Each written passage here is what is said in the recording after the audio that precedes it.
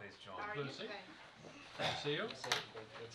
How are you? How are you? He's out in the hall on the phone, Jim. Okay, well, that's good. Come sit here. We know Ben's not showing. So. Deal in politics. Outstanding. You're get off. Mike, but not me. Yes. He didn't say it with me. This seems to be his topic. He's not coming. It seems that's his topic. He just emailed and said he had a family vacation or something I mean, this is his that he didn't know thing. about until now. Although I guess. admittedly, I'm going to not miss his questions about whatever the I'm looking pennies forward and to his stuff are. commentary. The pennies and stuff get to me. I know Jim loves it. Well, I know Jim's heartbroken. Sure, what else? No, I was actually open mic whole meeting. I really was, because I think we could have answered all of his questions and made him feel a little bit more comfortable about, we're not giving away the store and we're not taking big risks. No, I like to. I just can't understand it well enough. So I I'm would sorry? like. I can't understand it well enough. Don't have the finance background, so I would have liked him being smiling. And Yeah, well, as I say, I'm really disappointed. I hope that, I don't know if this is being filmed or not. In a certain sense, I hope it's being filmed so that, The red light is on. I don't know if that tells you. it is. Well, I good. don't know if it means anything. I'm just saying. No, that can mean different. Yeah, I mean, it's not filming. Not say that out loud. some big Bob. hooks could come out in a minute. It was probably caught on tape for posterity. Anybody capture his questions from before, maybe we can. Yeah, we could all try to play Mike on, and I have, because I brought the people in to answer all those questions. I think in the long run, we're gonna find that this financing technique will save this district absolutely millions and millions of dollars, for here, and also provide enough money into the schools that could last forever. I mean, there's possibilities, if things work out right, you would never need to go for another bond. You could always do cash and finance and short-term financing as needed. Now, Jim, is this to replace a bond if we were to go a bond, or is this Yes. just another funding mechanism? No. This that we is can use? this is a funding mechanism. Instead of doing a bond, we would raise the tax rate. If you remember the presentation that I made, is that if we were to raise the tax rate by 13 cents, and actually what I would do is I raise it by 13 cents, and then I would drop it a penny and a half out of the INS because we're not touching the INS. So the raise actually would only be 11 and a half cents.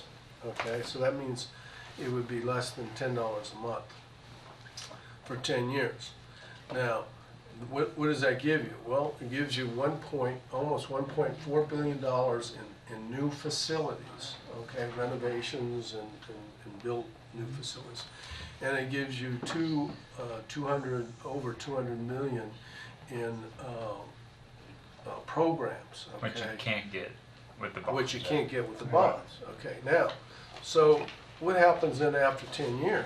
Well, what happens after 10 years, you still got 13 cents. Well, instead of going and doing another traditional bond, which, it shows you that if you to do a traditional bond versus the short term, you're gonna save, $800 million. Well, instead of doing another traditional bond, you keep doing the same thing, because we already know from the Parsons report, we need close to $3 billion just to kind of catch up. There's So no you doubt. keep using this financing technique, and you continue to improve your schools and add money to programs as you need it. So it could be. So who has the final authority to raise the tax rate? I mean, do You we as the have that citizens. authority, or is it a voting issue, or is it Yes. just the school board does it because we This elected them? This is the way it'll happen. The school board will have to call an election, whether it was a bond election or a TRE election, on the 24th of August. They'll have to call a special board meeting because that's the last day to call an election. For November. Right, for November. And then what they will do is they will set a tax rate, and that tax rate will be an additional 13 cents, or 13 cents minus 1.5. And then it goes to the electorate in November to pass the TRE. And if they pass the TRE, then we can continue to try this financing technique, you know, indefinitely. After 10 years, they say the 13 cents can go away, or they can continue to do your into the future facilities that are going to need. And we know that you're going to need the facilities. I mean, you did $1.5 billion in 2002, and you did another 1.5 billion in 2008. And so here it is 7 years later, and you actually need 3 billion. Well, we're not going to do 3 billion. So I think the issue that was sort of on the table as we wrapped up the last time you presented on this was the governance side. And I would like to introduce, before we go on, good evening, ladies and gentlemen. This is Ben Brooks. He is with Gracewell Giuliani, and he is our bond attorney, and he's going to answer all of the questions that you have about the governance and the legal aspects of what we call a Public Facilities Corporation, which is the mechanism that we will need to do at least the new portion, new schools, whereas we use maintenance tax notes for renovations, and Bob Henderson is a financial advisor with RBC Capital, and I know that in the background is U.S. Williams with Strada Hinojosa, and he'll fill in when needs to be. And then I bring you Curtis Flowers, who is with Loop Capital, and is going to give you an example of Houston, who just did an $85 million public facilities corporations to do the same thing. What we're suggesting is build new facilities with that. So with that, let me turn it over to Ben, and let Ben go ahead and kind of go through the governance and how it all operates from the legal aspects. Okay, sure. Thanks, Jim. I appreciate it. I'm Ben Brooks, and with Gracewell Giuliani, the district's co-bond counsel, along with Weston Associates. And to really just jump right in, if that's okay with all of you guys. The Public Facility Corporation and using a public facility corporation is just another way to finance school buildings. A little bit different than is the traditional way of doing it. Now, by saying it's not the traditional way of doing it, there have been scores of bond issues issued by public facility corporations. Houston ISD, as Jim alluded to, just recently completed one. There have been several, Judson ISD, Aldine ISD, Conroe ISD, probably been 20 deals done in the last, 7-8 years. So let me explain the legal structure of it, and then Bob Henderson can go into a little bit of the financial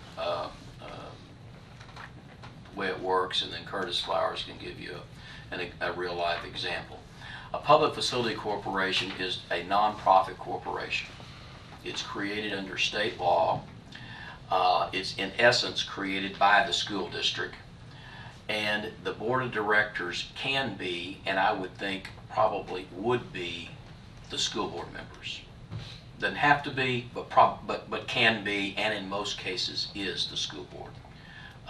They could, kind of like they've done with this committee, they could all actually say, well, we want it to be separate and we want to each choose one or something like that. But most of them, it's a very perfunctory financing vehicle, not a policy-making organization, and not something that really gets into great procedural matters and things like that. The nonprofit corporation, as I said, is created. The nonprofit corporation is the entity that issues the bonds.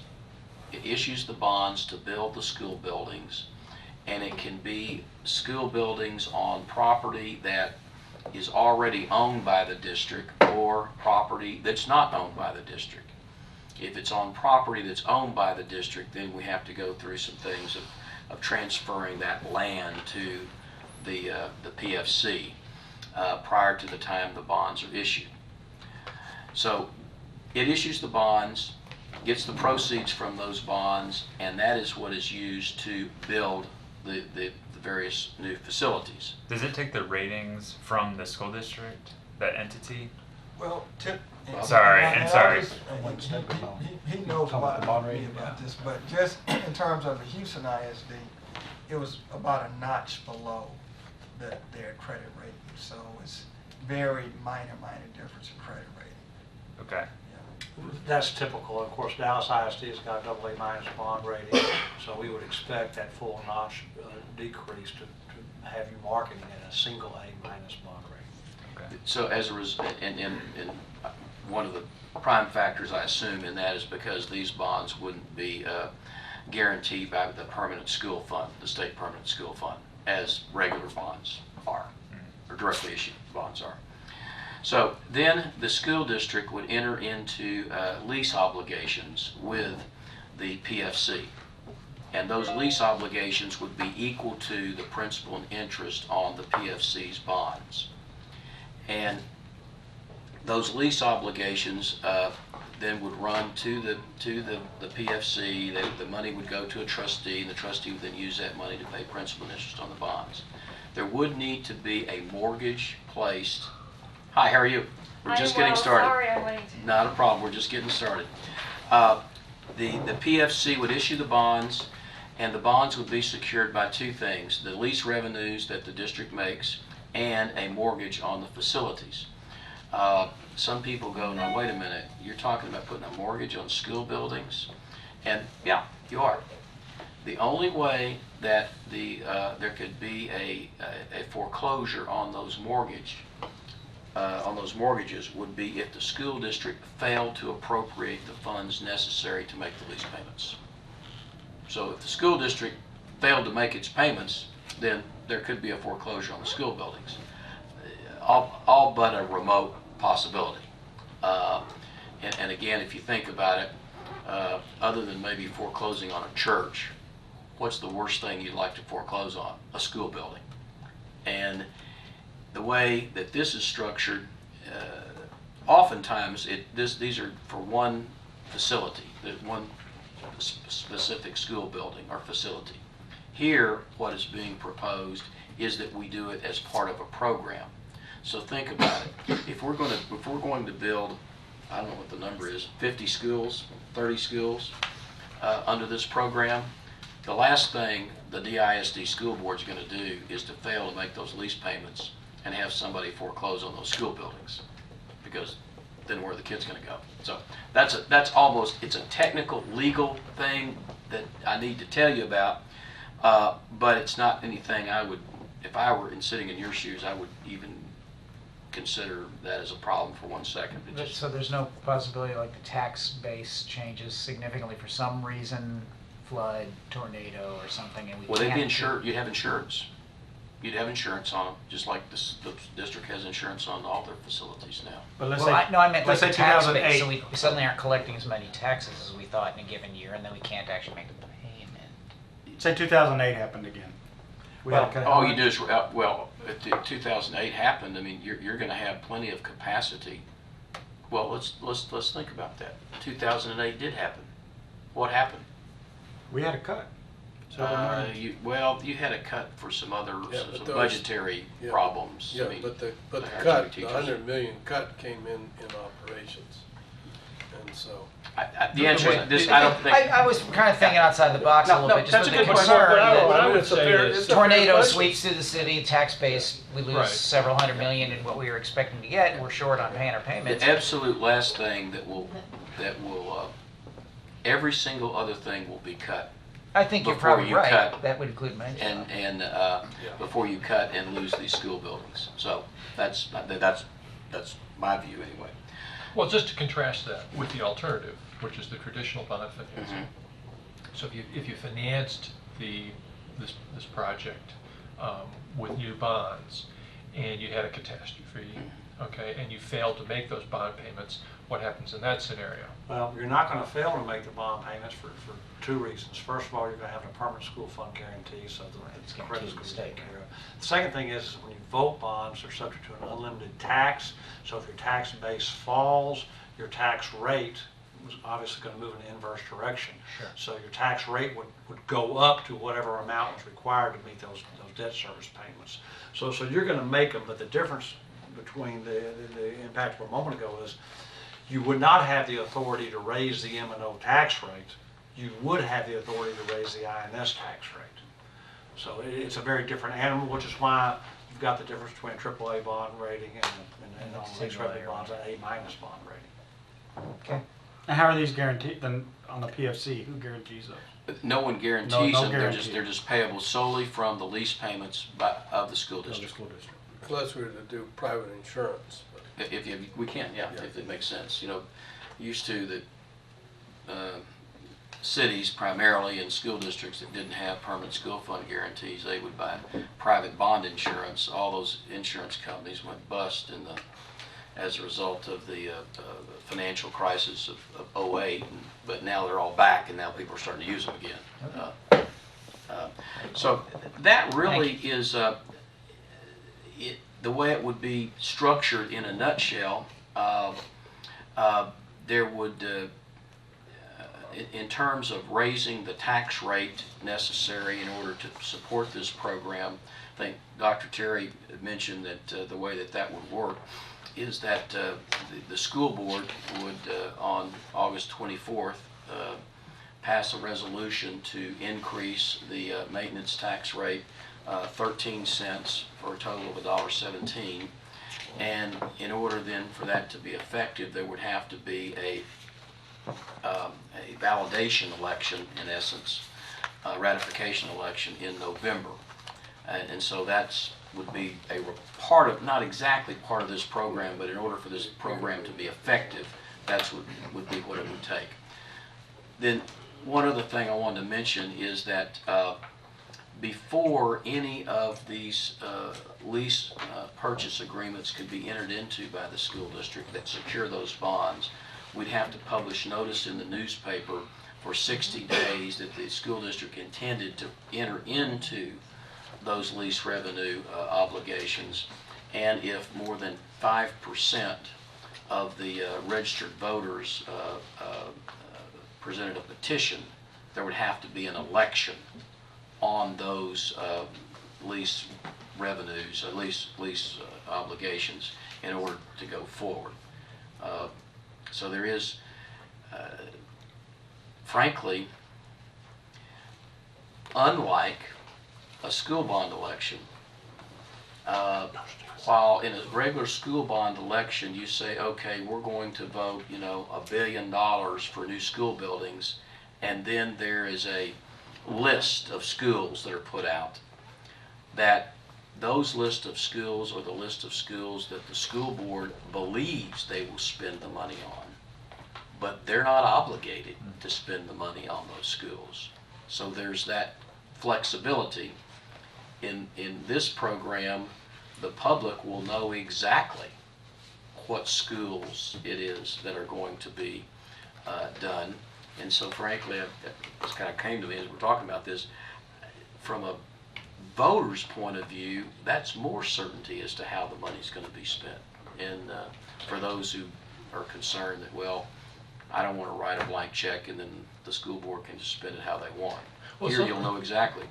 So I want to explore that a little bit, because Jim was saying earlier that, in a sense, if the district wanted to, it wouldn't need to go back and do subsequent bond issues. It could continue to use that Right. tax source to fund additional He's development. exactly right. But every time we want to finance a school, it would have to be You did the published in the 60-day newspaper. posting each time? And excuse me. So it's the 60-day posting. Yes, you'd have each time, you'd have each to publish lease. it in the newspaper, and if you get that 5% petition, then you'd have to have an election. You wouldn't automatically have to have an election, So, and the thought would be that you probably wouldn't get a petition unless Sure. there's just something people just are outraged about. I can't imagine that you get a petition. It's very rare that So- happens. when you issue an LRB, it's got to be specific for these schools or for this purpose and that purpose only. Yes, I mean, if you get 5% petition, then right, people can vote on it. right, but it wouldn't be for renovations, it would be for new facilities. Right. right. Because we would use the maintenance tax notes. On the renovations. But it's not a vote. There's a vote one time. There's a vote one time to raise increase the the tax tax rate. rate. And then every time there's a new LRB issued, There's the and if there's a possibility. 5%, a petition to 5% of registered voters, then it can come up to a vote for that issuance Sure. of that LRB. But realistically, if you look at our voter turnout, Sure, the chance 5% are not you gonna get people sign a to sign a petition, that's as remote as your financial crisis. But I want to remind you, and I hate to get into other people's politics. The Trinity Toll Road project. Sure. The reason we had the second election is because they got a petition together and made them have a vote. So it can be done. It can be done. I'm not saying it can't be done. And I think what would be anticipated is that we would probably do this, I don't know, Jim, every 2 years, every 3 years, and say, okay, look, here's our list of projects for the next 3 years.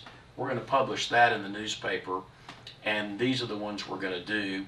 And then after we get those done, or at some time later, we would publish a whole new list, because you'd only want to do is a certain amount at a time. You just can't build that many. As a matter of fact, in the future facility, in the comprehensive plan, you'll see the model, and it's got built out as to, when we would do the debt issuance.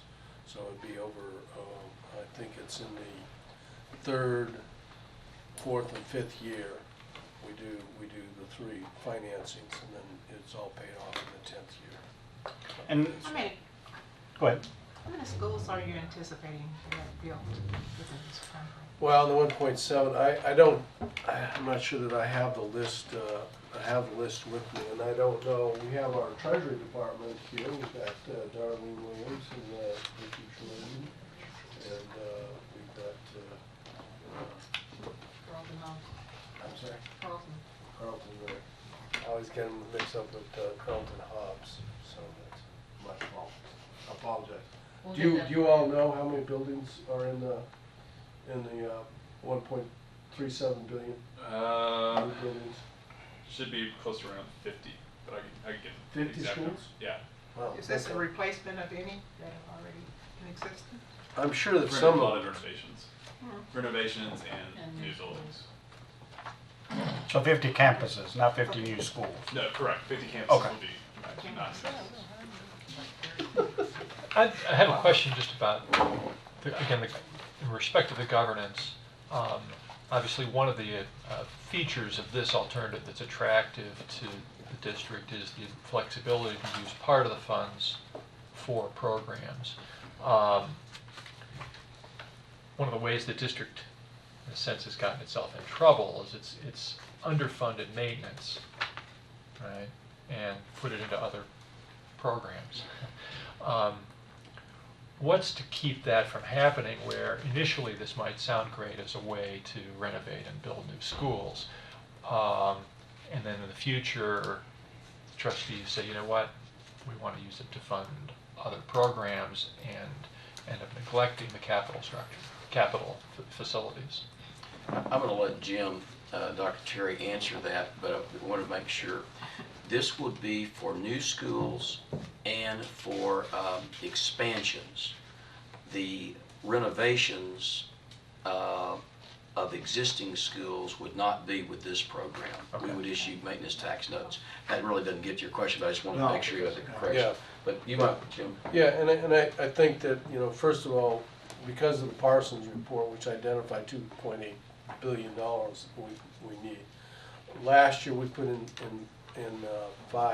$15 billion for deferred maintenance. We're going to add another $5 billion this year for deferred maintenance to take that up to $20 million.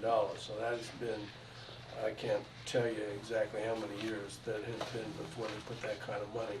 Also, remember the QSCB. I'm not throwing stones at this No, I'm not administration. looking at stones, I'm just big trying to picture add, governance. right, big pictures. And so we've also added $1.43 million in the QSCB to do the science labs and to do the HVAC. So we are addressing now. remember, once the lease revenue bonds go out, it says, this money is for the lease revenue bonds. Well, we can't change that, that's locked in.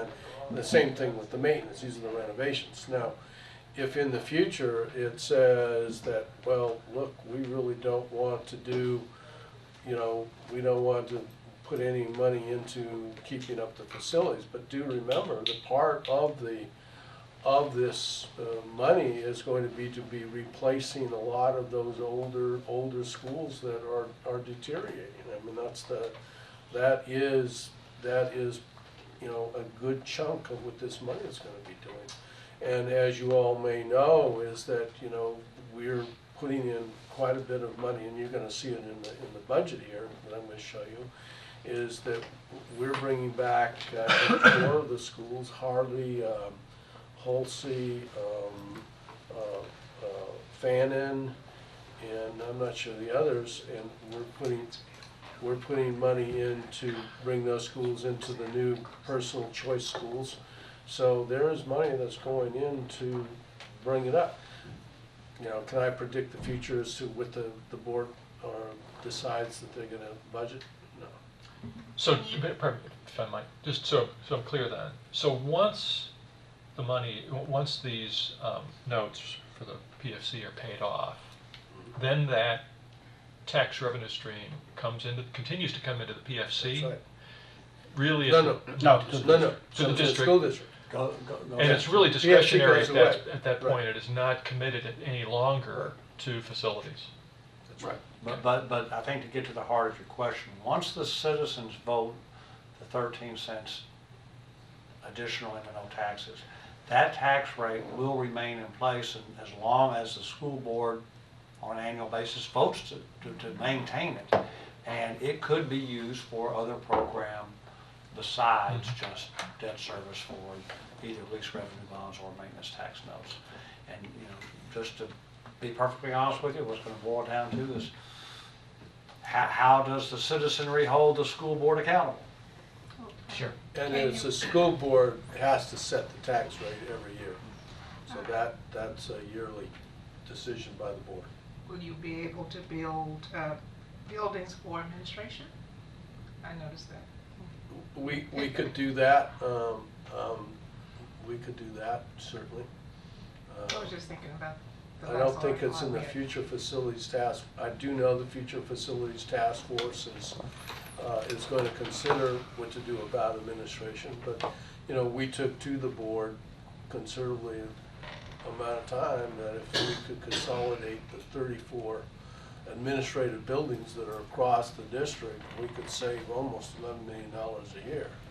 And over 20 years, that's gonna be, what, 220 plus the cost of administration building. The one that we took was 60 million, so that would put $180 million back into regular schools, so. So that need can be It could be done. financially, through It's- the PF. Yeah, it's not on the board right now, but certainly in the future, So it could be schools and or administration. it could be. That's all I If I have a question, this might be for the, more for the financial advisors, but I'm curious as to, as, it's been said, there ain't no such thing as a free lunch. Right. So where does the savings magically happen? Right, especially when you're looking at paying a higher interest rate Right. than you otherwise would, how do you more than offset that? That's a great question, and I'll tell you, before the meeting started, we were visiting briefly, are we going to be here talking about the TRE? Are we going to be here talking just about the lease revenue bonds and the PFC? And I don't know how you really talk about one really without talking about the other, because they are interconnected. You're absolutely right. If we issue voted unlimited tax bonds, we're talking about a permanent school fund guarantee, AA bond ratings versus lease revenue bonds sold at a AA minus bond rating. As Curtis will get into in just a moment, in the recent example at Houston ISD, the difference in actual interest rates between unlimited tax bonds and the lease revenue bonds was 35 basis points, or about 1/3 of a percent higher in interest. In addition to that, there's additional cost of issuance to do lease revenue bonds because you're effectively doing a real estate transaction. So now you got surveys and title policies and all these kinds of things. So to get to your question, how can it possibly be cheaper? The answer primarily is that the way the TRE program would be set up and given the revenues that it would generate, in order to finance the $1.4 billion in money in projects, $214 million of that would come in the form of cash generated through the TRE that's not subject to financing at all. So what you end up looking at is about $940 million in lease revenue bonds together with cash generated from the balance of that 13 cents funding $1.4 billion worth of debt versus, because you don't have that cash stream, having to go out and borrow $1.4 billion. So the cost for $1.4 billion is going to exceed the cost for $940 million, even though there's a higher interest rate cost associated with it. Now, another thing, just to be fair, when Dr. Terry talks about an $800 million savings, he's careful always to use a traditional bond calculation. And what he means by that is 30-year debt, as opposed to issuing these lease revenue bonds over 10 years. So we're borrowing less money because of the cash flow thrown off by the TRE, paying a little higher interest rate on it, but we're borrowing less money and we're paying it off a lot quicker than we would 30-year bonds. That's how you get So you're down here on the yield curve. Yes. You're all shorter on the yield curve, and the average maturity, the average period of time that the debt is outstanding is longer for the traditional bonds versus the TRE. So it's just like really when you go out and buy your own home. Are you going to finance it over 30 years? Are you going to finance it over 15 years? And the total principal and interest on a 15-year note is obviously a lot less money. And so if you look at your screen, I think it's on your screen, is it not? What we did was that, and I'm not sure that I showed you this last time, and the question was, well, what happens if you do a 10-year bond versus a 10-year TRE? Well, what happens is the total cost, you're still saving 239, well not 200, but the difference, which would be almost $50 million. You can see most of that's in the interest payment. Well, why that is because we're using a lot of cash because we have the cash flows. So we're paying in the cash and the cash flows, and we're not financing as much. So the difference in terms of saving in interest over a traditional 30-year bond versus the 10-year TRE is it's not the 800 million. It's only it's only 50 million. But also notice that in this using the 10-year TRE, you're getting an additional $214 million for programs. So you're really in the sense you're getting $214 million for programs, plus you're saving $50 million by doing a 10-year bond. So I misspoke a moment ago. So you generate $440 million in cash to get your 1.4 down to 930 million. Plus the 214 in program costs. I can show you this. This is a part of the no, work. I think I have it right here, Bob. Oh, okay. I should have it Page 18. here. Page 18. Now I'm looking at the 30-year versus a 10-year TRE. There's multiple things. This shows you Is it our page 18, Jim? Yeah. No, this is on the TRE presentation that was made to the Facilities Okay. Task Force 2 weeks ago. This may be an older version. Let's see, total cost to taxpayer, lifetime of debt, 30 years. This is shown up here. No, it doesn't. This is an older version, but here are all the comparisons. You've got the 30-year bond, you've got the 25-year bond, and the reason we did 25-year bond is because the average what was it? The maintenance tax notes and the is 20 and 25 years. By state law, the lease revenue bonds can only go out 25 years, and the maintenance tax notes can only go out 20 years. So he made some adjustments to give you a more apples-to-apples comparison. And then you got the 10-year bond, and then you got the TRE. So, and you can see the cost per month, and then you can see total cost to taxpayers. That cost per month, who's that cost to? Per $100,000 of home value. Is that Or to the assessed taxpayers? values. Yeah, to taxpayers. Is that not per year? Yeah, cost per month, actually. This is, The row above it is the yearly. Yeah. Right. Is that- Is that right? Something No, like that's Yeah, not right. I don't This think is this the is previous, right. this is an Yeah. old slide. This I, one's I would right. hope that's cost per month, $100 Well, Yeah. but just some I mean, cost per arithmetic year. problem. But the But you first- said it was like $10. Yeah. The second You and said third $10. columns are That's fine. an old slide. Yeah, this Should is be also- $10.80. Yeah, and this should be, $10, yeah, this yeah, should be a per cost, yeah, this should be a cost per month. Okay. Sorry about that. Cost per year. Per year. You scared me there, Jim. Yeah, I was on board No, until I it's seen the that. cost per month. The year line is in blue above it. I don't know why I can't get the It's just that right somebody didn't divide by presentations. 12. It seems to be a Well. problem there. So I didn't have a chance to run through. The last two looked very Right. When you all keep saying the cash flow thrown off, is that from the increase in the tax Yes. rate? It's the 13 cents that would be authorized by the voters in the tax ratification election. So that's going to throw off money to your general fund, of which you're going to accumulate cash, you're going to pay for programs, you're going to pay for $440 million worth of buildings from that cash flow before you ever get to issuing the debt. Got it. Okay. And then at the end of 10 years, you've paid off the debt, you're continuing to generate money for your programs, and then you decide, you being the school board, you being the citizens that support your school board, the school board will decide, are they going to lower that 13 cents? Or are they going to continue to fund programs and facilities, 100% of one, 100% of the other? I guess the school board accountability. Essentially, what is happening is you're generating with the extra 13 cents about 100 million to the general fund. And in terms of the cost spending out, is that the first 2 years you're going to put that into your fund balance. Then the program, in terms of the buildings and the programs, really,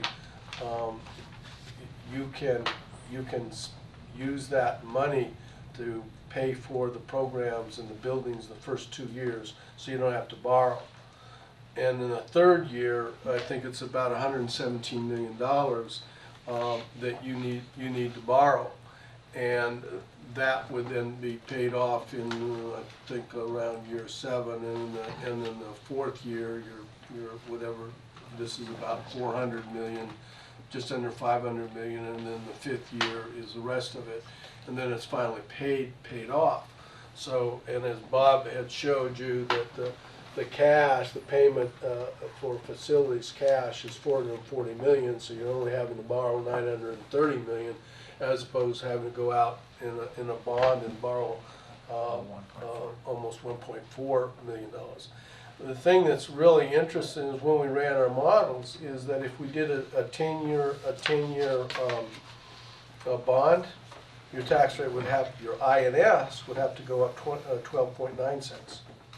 So it's, in terms of the tax rate, it's the same.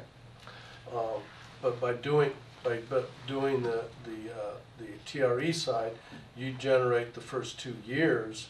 You generate the first 2 years enough cash to pay for the programs and the facilities, so you don't have to borrow until 3 years. Whereas you go out in the bond, you got to borrow the bond right away, and so you're paying for those first 2 years right off the bat. So is it kind of more like a line of credit? Is it analogous to that? or Not really, because as Mr. Brooks indicated, every time you get ready to do a project, you're still going to have to notify the public and put it out there for petition. It's, yes and no, ma'am. I mean, yes, in that you don't have to vote every single bond issue, but no in the sense that you still have to give notice of intent for every single lease revenue bond project, and the voters still have to, at least what they call it, tacitly approved by not submitting a petition. Right. But I think you're also right if you look at it in terms of a line of credit, in that, you pay cash until you need the money, and then you go after the money with the line of credit, and then you pay off your line of credit and you pay cash until you need it again. And in a certain sense, that's what this is doing. paying cash, then borrowing the money when we need it on a short-term basis, and then paying it down until it's gone. So And you in don't pay that that sense, interest until you borrow it, right? Exactly. So this debt service little box here, it's not happening until you actually borrow money. that's exactly right. So they're waiting 3 years for the big construction programs. Yes. So, two questions. One is there a reason why other school districts haven't done what Dallas is doing in terms of sort of taking this PFC structure to a much higher, grander level, right? So you were saying Houston did one, but that was 85 million.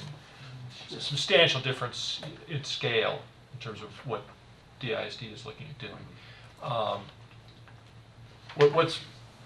Is it just Dallas at the forefront, and others are going to do this, or is there some concern that's I out think there? the major reason that Houston didn't do it and Dallas is discussing is because Dr. Terry's at Dallas ISD and not Houston ISD.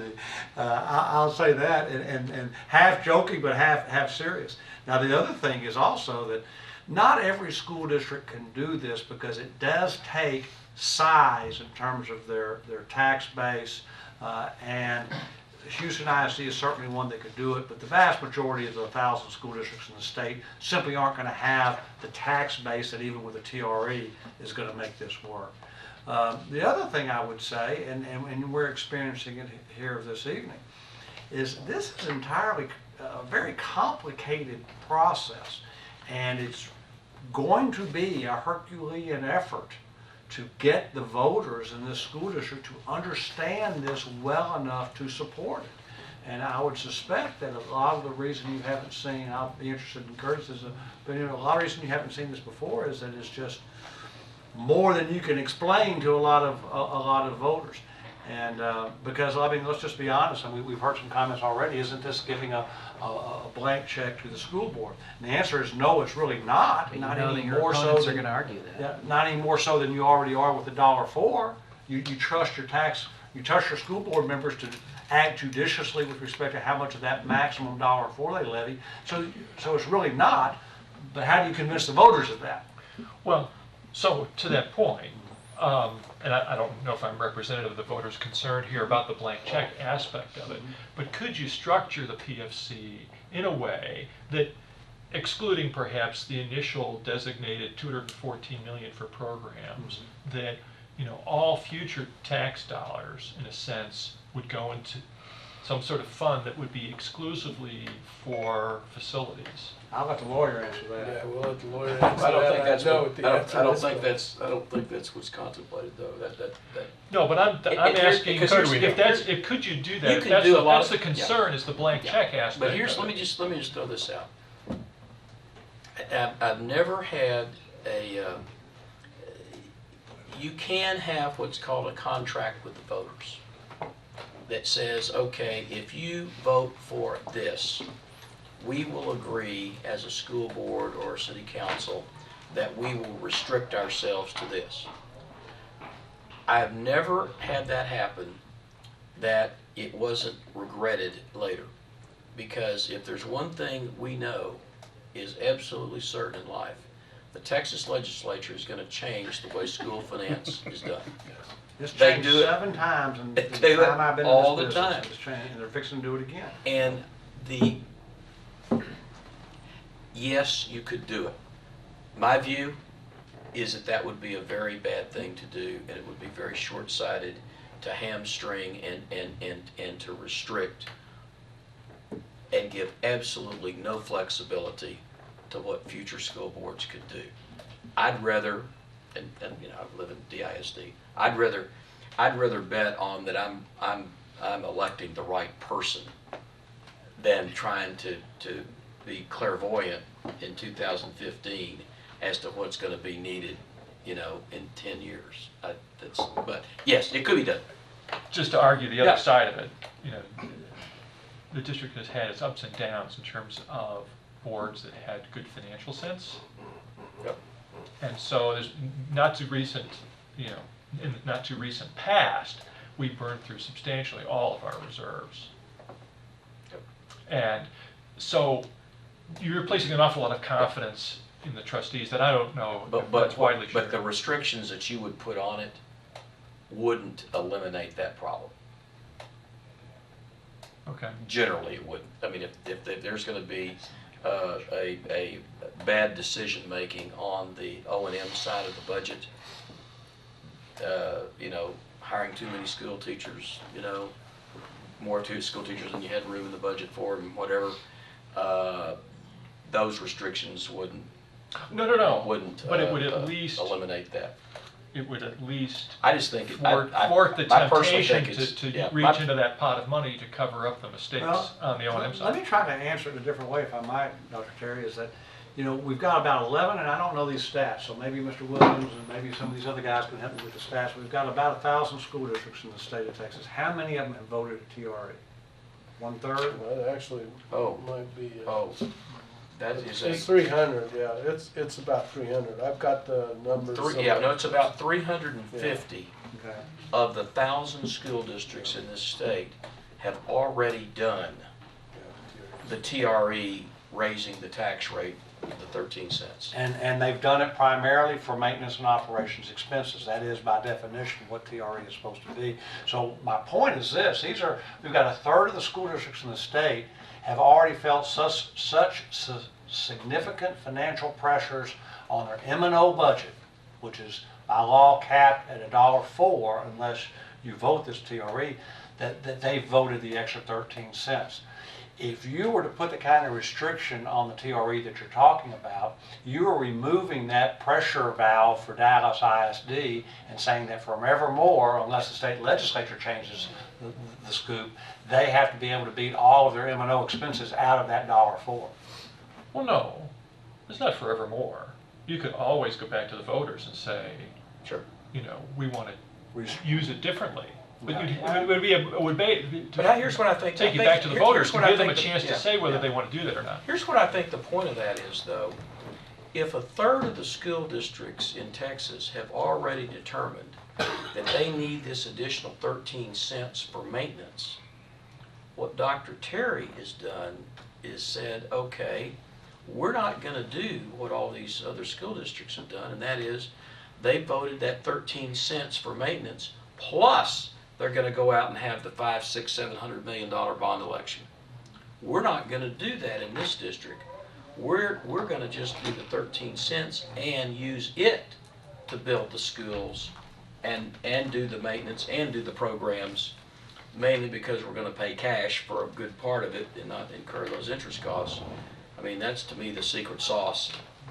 What is that? The secret sauce is you're going to pay cash for the first 2 years, 3 years. And I'll tell you, in addition to that, is that by doing it this way, we'll be able to start paying down our INS debt. I mean, our debt is, I think it's just under, next year, yes, with the interest is just under $4 billion. By refinancing this year, we saved the taxpayers $134 million.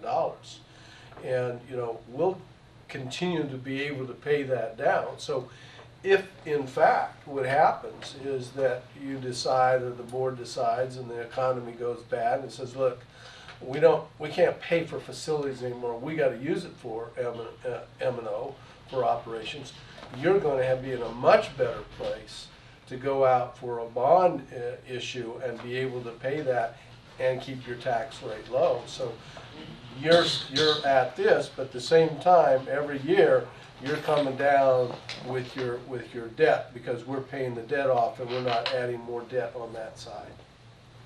Current INS tax rate is 24 cents, more or less. 24. Almost twice the 13 cents. I'm not a political expert. You know, my intuition tells me you could have a tough sell out there, but. Oh, I think it No is. question. And so I'm just trying to see what the flexibility is. He's trying to help you can figure out a better What's sales the, job. I mean, I appreciate the engineering. I mean, it's innovative. It makes a lot of sense. To me, it makes sense to scale it up and not just do 85 million, but do the larger financing. But I'm concerned that over time, the trustees, you know, feel free to reach into that as you know, cover up other issues. Well, The voters may or may not concur in that. Well- And I know they have a veto, but that takes a big effort to put that on. I think Well, that- again, but Anyway. again, there's, 1/3 of the school districts in the state have already come to the financial conclusion they can't live within $1.04. So I'm not sure that, the overall goals of the district would be met by trying to restrict this 13 cents to only capital outlay. I don't think that it's unreasonable, is really the point I'm trying to get to. I don't think that it would be unreasonable for this school board in the future to say, in addition to the $214 million that Dr. Terry's already laid out, that there are other programs that is in the best interest of the school district be funded out of that 13 cents.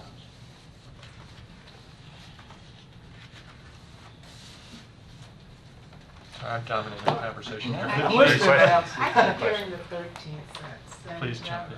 I'm just wondering, would it be better to do it percentage-wise for the citizens rather than everyone paid 13 cents? I'm not sure what you mean when you say percent. Okay, property values. Yes, ma'am. Okay, based on this, based on the property value, could it be a percentage of that value rather than everyone paying 13? Oh, it is 13 cents per $100. Per $100 Yes, ma'am. per Yes, ma'am. property. Yes, ma'am. So the larger Okay, so it value still would be properties the pay same. more It would- money. yeah, it would be that. But do Okay. remember that anybody Yeah, over, right. over 65 is not gonna pay it because they're frozen. So. Do you wanna turn it over to, It's crazy. Welcome to Texas. When I said when I first heard that, I'm like, oh my god. Well, I think we've gone over pretty much what the PFC is, which is a not-for-profit corporation that the district sets up to issue bonds. So if we just turn to page 5, this lists some of the ISDs that have done these transactions. As he mentioned, we just senior managed the deal for Houston ISD. And Houston ISD does multiple PFCs. As you can see on here, it's 3-4 different transactions that Houston ISD. So they pretty much do one every year, so maybe a couple of years. So they're very heavy users. Well, just so, when they do that, are they also raising their tax rate in conjunction with that? Well, no. Okay. No, they aren't. Okay. So they haven't issued they haven't done a TRE. I don't think they I don't think they have. Actually, they I had heard some it. state funds they used as well to help pay off. You're paying out slash $1.04, PFCs. in other words. And Carson, let me interrupt. I think something we should probably get for you all is it, because we said 350 or whatever school districts. Well, we probably should get maybe a list, because you know what? If the 350 are only school districts of 25,000, that's kind of irrelevant to DISD. I do know that some larger ones have done it. So that, I don't want to.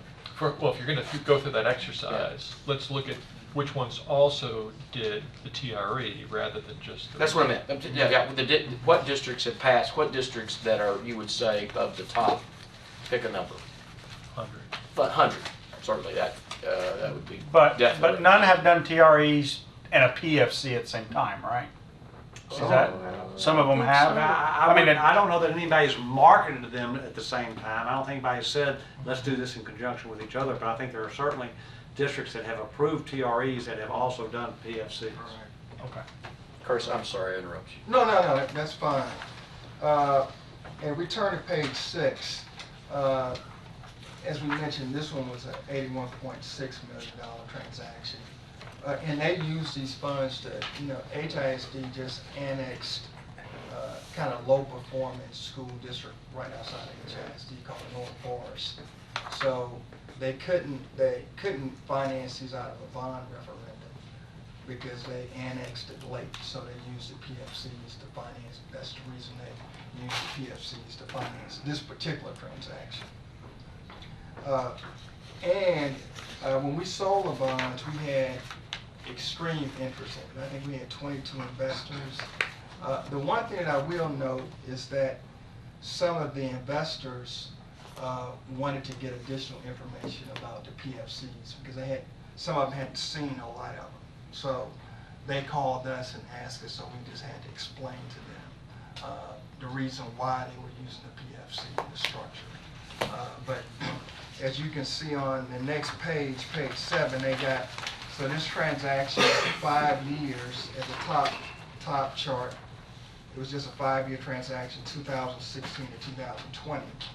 And as you can see, the yields on the far right, it was 0.45% to 171. So they got extremely good yields. What's their credit rating? It was a double. The district has a AA, and I think maybe it's a AA plus, and this was like a AA. It was very close.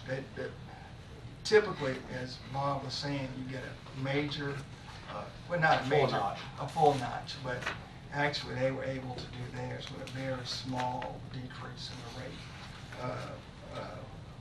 rate. As you can see, the yields they got were very attractive. They were under 2% out to 5 years. But we wouldn't expect that rate, right?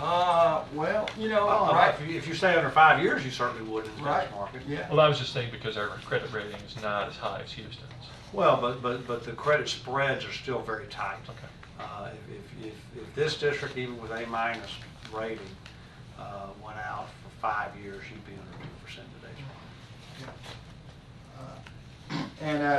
The bottom of the page just shows a list of the investors that purchased the PFCs. And that kind of concludes it. Right now, as Bob was saying, we're still at very attractive rates, and you would be under 2%. You would be under 2% as well. And these Houston ones are the same, they're all secured by mortgages on the school property? Yes, yes. And they will be secured until 2020 when the bonds are paid off, and it reverts back to the school district. Is that automatic, going back to the school, the property's going back to the school district? You have to pay $1. Yes. Pay $1. Now, has any of these failed? Any PFCs that you are aware of? I'm not aware that any of them have defaulted in the state of Texas. No. And it goes back to the credit feature that Mr. Brooks was talking about. There's 2 ways to do this. One is as a standalone financing with the mortgage tied just to that one project, and then the other way to do it is through a master lease program. And from a credit perspective, you're giving the investors a great deal more solitude if you say, we're going to do this with a master lease program, and the school district's either going to have to fail to appropriate on 30 campuses or 0 campuses, as opposed to a school district that may have shifting populations, and there's one particular campus that they may decide they don't want anymore. They may not appropriate for that one, but they're not going to fail to appropriate for 30 of them.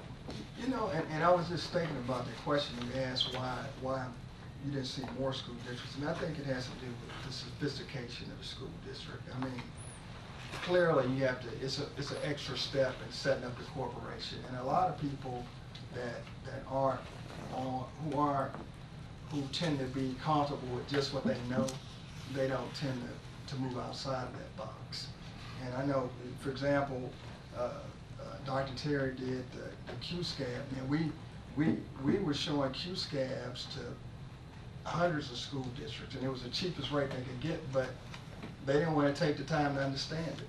So they just said, we'll just stick with a straight, pay more and stick with a straight bond issue. So I think a lot of it just has to do with, you know, your financial advisors and your CFOs who are willing to study and understand products. I want to make sure, because I don't want you, somebody may say, no, that's not right. There have been no PFC school district failures, okay? Some counties have created PFCs to do jail facilities. Those have defaulted. And, you know, those detention centers, and there's one, the famous one down in South Texas. I want to say it's, yeah, or somewhere down there. Maverick County. And they just decided, well, what happened is the federal government quit putting their federal prisoners in that jail. And so, and they built it for economic development purposes, not for incarceration purposes. And so when the feds quit putting their prisoners there, the county said, well, you know what? We don't need that, and we just won't appropriate the money. So there have been a couple of those little jail things, but no school district things, yeah. We weren't involved in that, by the way. Just for the record. Well, if there's no more questions, we'll let these high-priced people go. And we'll move into... It is pro bono, right? It's pro bono. You heard it here first. Well, the last time I checked, public finance were not high priced. Public finance makers are not high priced. Well, I only came to town to have dinner with my daughter, so. That's the only reason we got her. Well, good. Thank God for her daughter. Thank you all very much. Thank you. Thank you, guys. Great questions. Appreciate it. Thanks. Thank you. So you're done with this? Yeah, you can escape. Okay, all right. And I'll sit here and sweat through the budget. Okay. Don't raise my taxes. Not until the TRE election. No, I agree, but either way, it's my biggest thing. Period.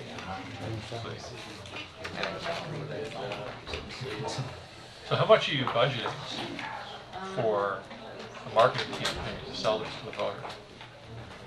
No marketing per se for this. There is in the budget $1 million for a bond election in November. But that's just to pay for the election mechanics. We're going to, if you all decide to do this, then we're going to let you all market it. You're gonna get hammered. That's right. They're gonna come out of the So when is it gonna woodwork. be decided? You think Michael was bad? It will be decided by the board, I guess, in August. In August? Yeah, because in August they have got to call an election on the 24th. So what's going to happen is the Future Facilities Task Force is working on, future facilities, and they're going to come with a recommendation probably in, I guess, June. So they've been given that dollar amount, 1 point. Oh yeah, that presentation that actually they had the correct presentation. They've shown. I first showed it, the 30-year versus the traditional, the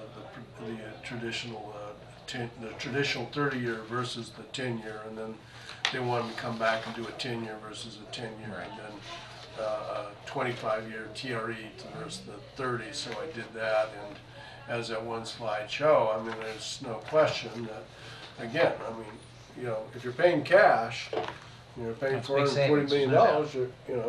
you know if you pay cash for your house, you're gonna end up paying less for your house than if you do a mortgage, and you know you're gonna save money if you do a 15-year mortgage than a 30-year mortgage, so, it makes sense. Now, with the Future Facility Task Force comes a recommendation, because it's the same questions you all had, well, what's a PFC and what's a lease revenue bonds, and what are the legal aspects? And these gentlemen presented the same presentation to the Future Facility Task Force, and it's not an easy thing to what is the word grok?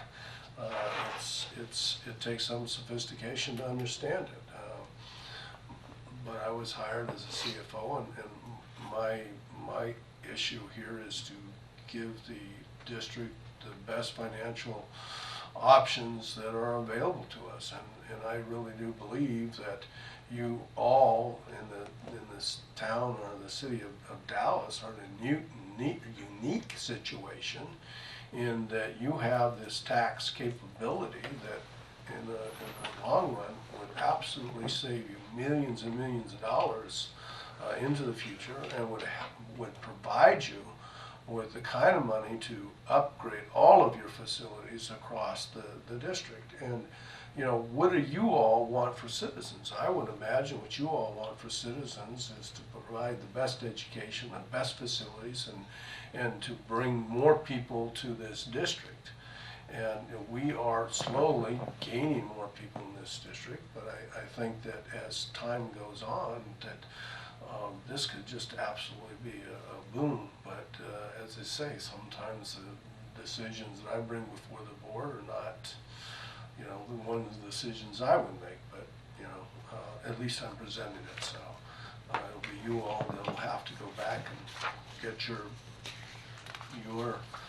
trustees to understand, and to then expand this out to the general populace and say, look, we need to do this. Where do you bank your money? I keep it under Under the mattress, is that what you're You doing? keep it in your pocket. I don't know, everyone else probably knows this, but I mean, when you get these funds, where do they go? Well, I'll tell you this, is Who that keeps I them? have made year-to-date over last year $600,000 more than we made the year before. And the year before, I made almost $500,000 more. And that's because I came in and took a treasury department that was, was not very active. I've hired a couple people and I've taught them what I've known, and they're very active. We are about to get a Bloomberg, for those of you who know. And here's another thing, unlike most CFOs, I have a little bit extra. I have what's called a Series 7 license and a Series 66 license, which actually I was an investment banker before Alan King talked me into coming up here. So, I'm here. I've done, I think, a really good job with the Treasury Department, and they've all left because they want to go home and eat. But I think you've probably got right now one of the top Treasury Department in the entire state for a school district. Bob, I've known for 20 years, and I've always been on the cutting edge. But I've made money. I've never lost money in my 25, 30 years for school districts. And part of the problem is this, is that, it's very hard and it's very difficult to be an active investor. But I have it goes back to the old saying about money never sleeps. And so I can go on and on. I'm talking about earnings credits through banks and et cetera, et cetera. And I use the RFP process to push it. I'll tell you one of these things, these financial advisors, they came crying to me because I cut a contract with them that gave them very little money. So, I try to save money and make money for this district. Is that the same system that the TRS? Do you do any of TRS. those Well, so- types of investment? No, TRS is allowed to do equities. We can't do equities. Okay. We're governed by what's called the Public Funds Investment Act. In fact, I helped structure the Public Funds Investment Act way back in 1980, 86, 87. And then I put a new law on back in 2020, I guess it was 2009, which allows us to do the same thing as universities do in terms of our investments. So. Okay. So, Appreciate you. so, Yeah, no so doubt. give us a flavor of what the portfolio looks like. Well, well, let me tell you, one of the things that I did is I changed the policy. And what I did was, when we did the QSCB bonds, and remember the QSCB bonds have been laying there for, I don't know, at least 5 years, if not. And with the QSCB bonds, it was $143 million, and what it does is that all but $500,000 is paid by the federal government, the interest portion of that. So we pay $500,000 for $143 million. That won't, and we don't have to pay that back for 20 years. We pay it back in 2013, so we've had it for 2 years, and that's what's done a lot of the infrastructure improvements. And so what I did was I then went and changed the policy that allowed me to match my liabilities with my maturities on my investments. So what I do is I go out and I look for, we invest in what are called fixed income securities. Fixed income securities are cities, school districts, etc. So I particularly like fixed income securities coming from school districts in Texas. I also like Texas fixed income securities from, I like Texas because I think it's a strong economy. Now, there's some other states I do go, but what I do is I look for investments that will give me at least a 5% return. So the first year of it, we spent about $5.5 million. All of it's paying over 5%. And this year we spent another $6.5 million. I'm still looking for another $1 million, and it's also giving me over 5%. You'll find most school districts don't even get near that. Most of the school districts put in what are called 2A7 pools. And what that is, it's $1 in and $1 out. Now that's opposed to a net asset value pool, which is you put money in and whatever the asset value of the pool is what you get. And so it's not always $1.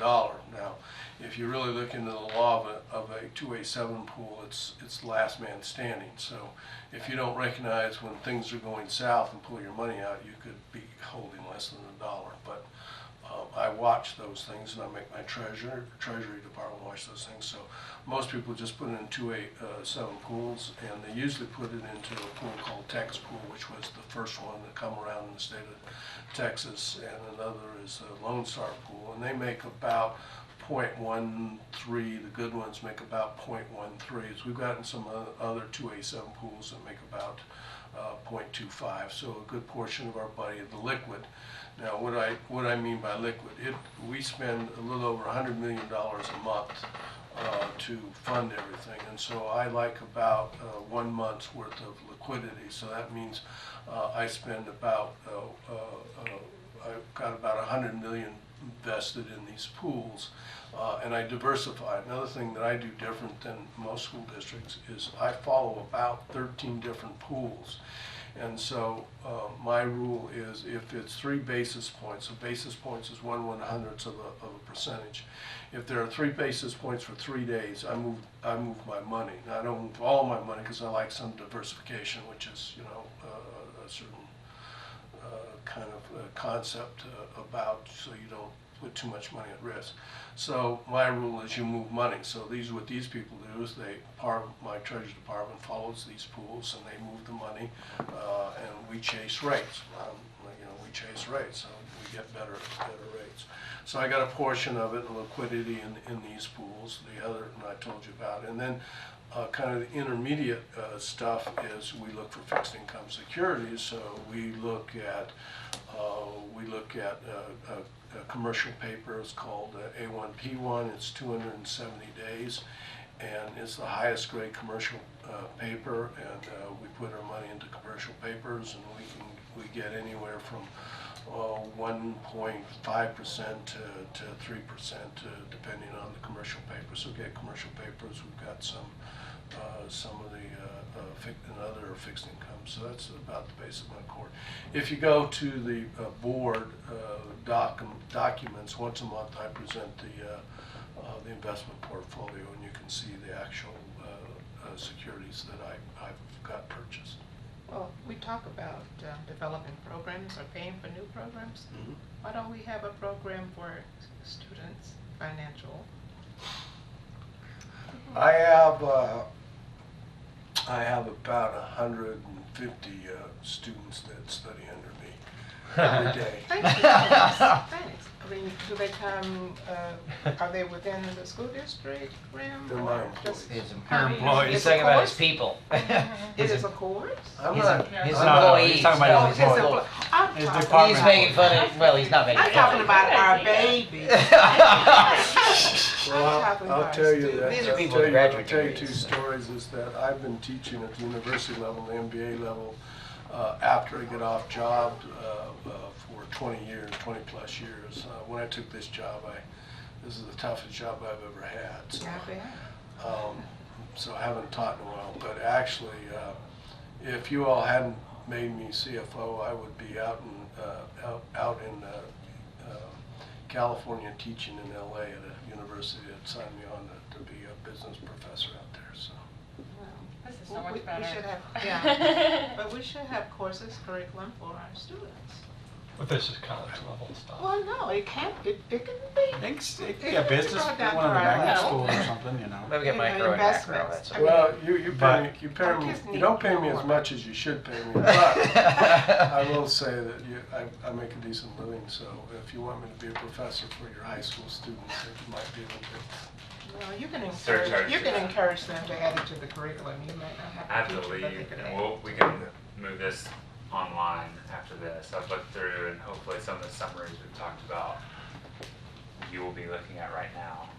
and we can cover via email, hopefully. I will send you the budget presentation. I will send you a correct copy of the future facility comprehensive plan when we get it, and make sure that all of you got it. I'll send it So to that's been everybody. presented to the board at this point? The future, yeah, comprehensive plan has Well, the been- future and the facilities budget- task force, is that the same thing? They've No, presented- both. So, Both the board and the future facility task force has got a copy of the comprehensive plan. So when does the future facilities task force present its Final. I think in June will be. to the board in To June? the board, yeah. So they won't know until June the list of projects, right? Yeah, the exact projects. I know there's some recommendations from the administration. I don't remember exactly all of them, but in that presentation you can go through, you can see kind of concepts and the ideas that are there. So there's 3 areas. There's early childhood that they want to, and this is the program. Remember, the programs can take place in the TRE, but they can't in the bond. So I forgot exactly how much is in early childhood, a good portion. Then there is the individual learning, and remember they're putting individualized learning high school is already in the budget, and that's going to be Phantom, where they're going to have 100 students, I think, next year. And then the third part is in career and technology and career readiness. So those 3 programs make up the $214 million that the administration's asking for to be part of this TRE.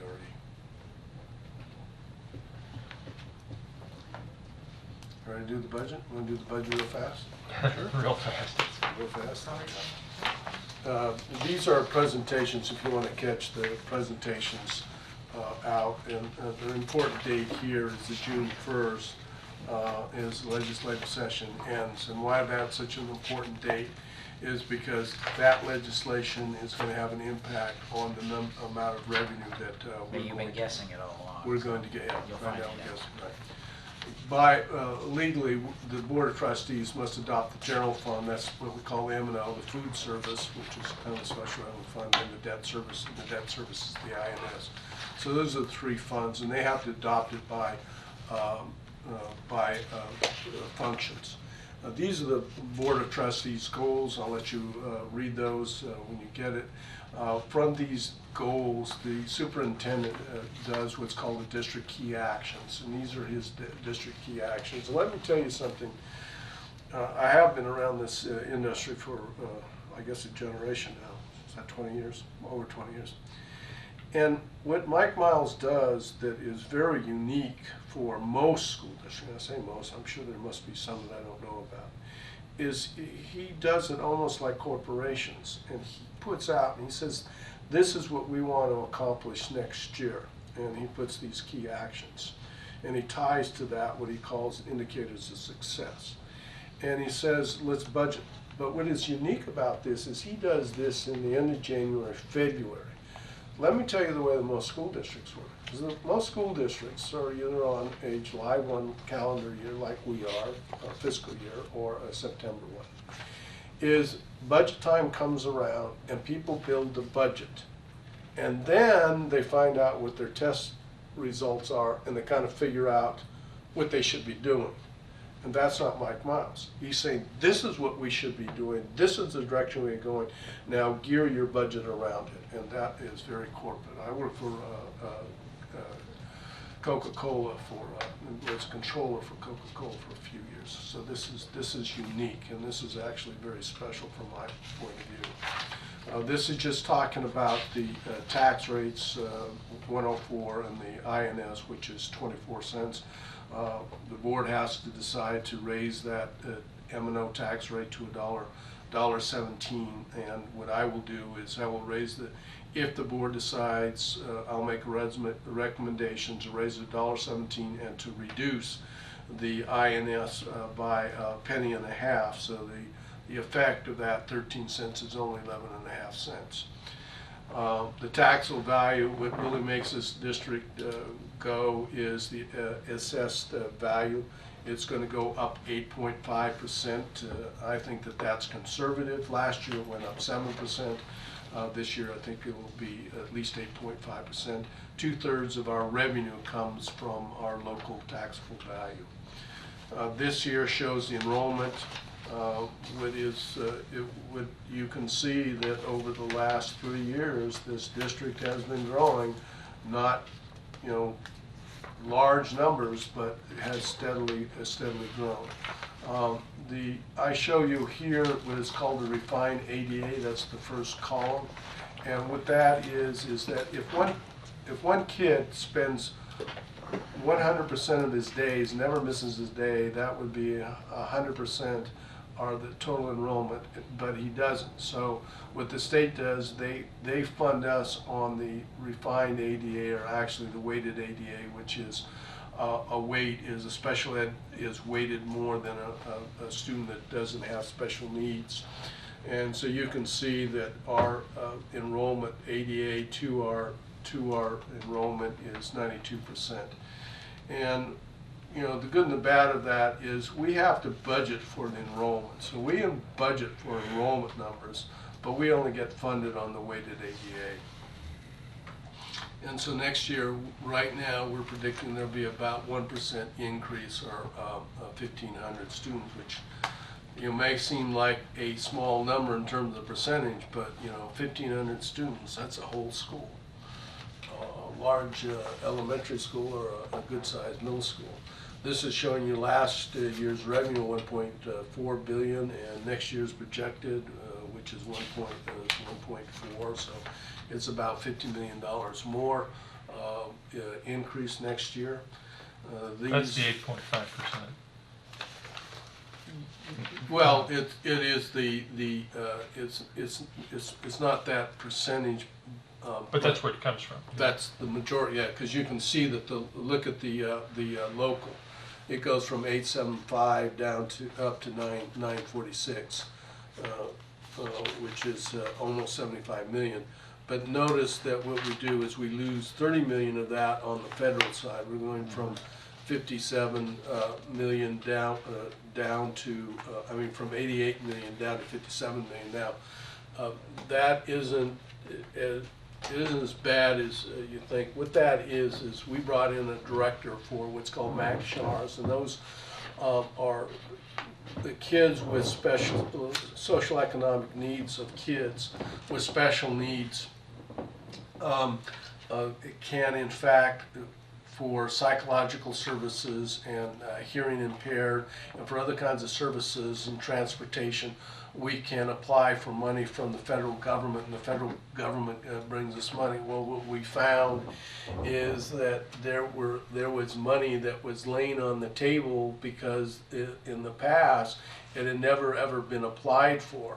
And so we went back and we applied for this money and got the federal government to say okay, and that brought in about 15, what is that, 15, almost 30 million, well 15 million more than what we normally get. So we now will be on track to get the appropriate amount, but we had kind of catch up. Well, the same thing happened with E-rate. You probably all heard of with E-rate. We were in E-rate, what they called E-rate jail, which essentially we got no E-rate. Well, last year, we had made some efforts to go up and to capture the old E-rate money, and we received $36 million more in catch-up E-rate that year. So you can see that we received more money. Now we'll continue to receive E-rate. So the E-rate money is in your federal number here? Yes, E-rate money is in the federal number, and so is this Max Shars. And so this is for 14-15. It's in there. 14-15. If you go back to 13-14, you will see that the federal money was about $50 million. Okay. And so now, because we went back and we said, hey, look, we need to go get this money, we did, and we were successful. We brought in an extra $30 million, and now we're going to go back to, with the normal. So this is our normal distribution from feds. Yes. Okay.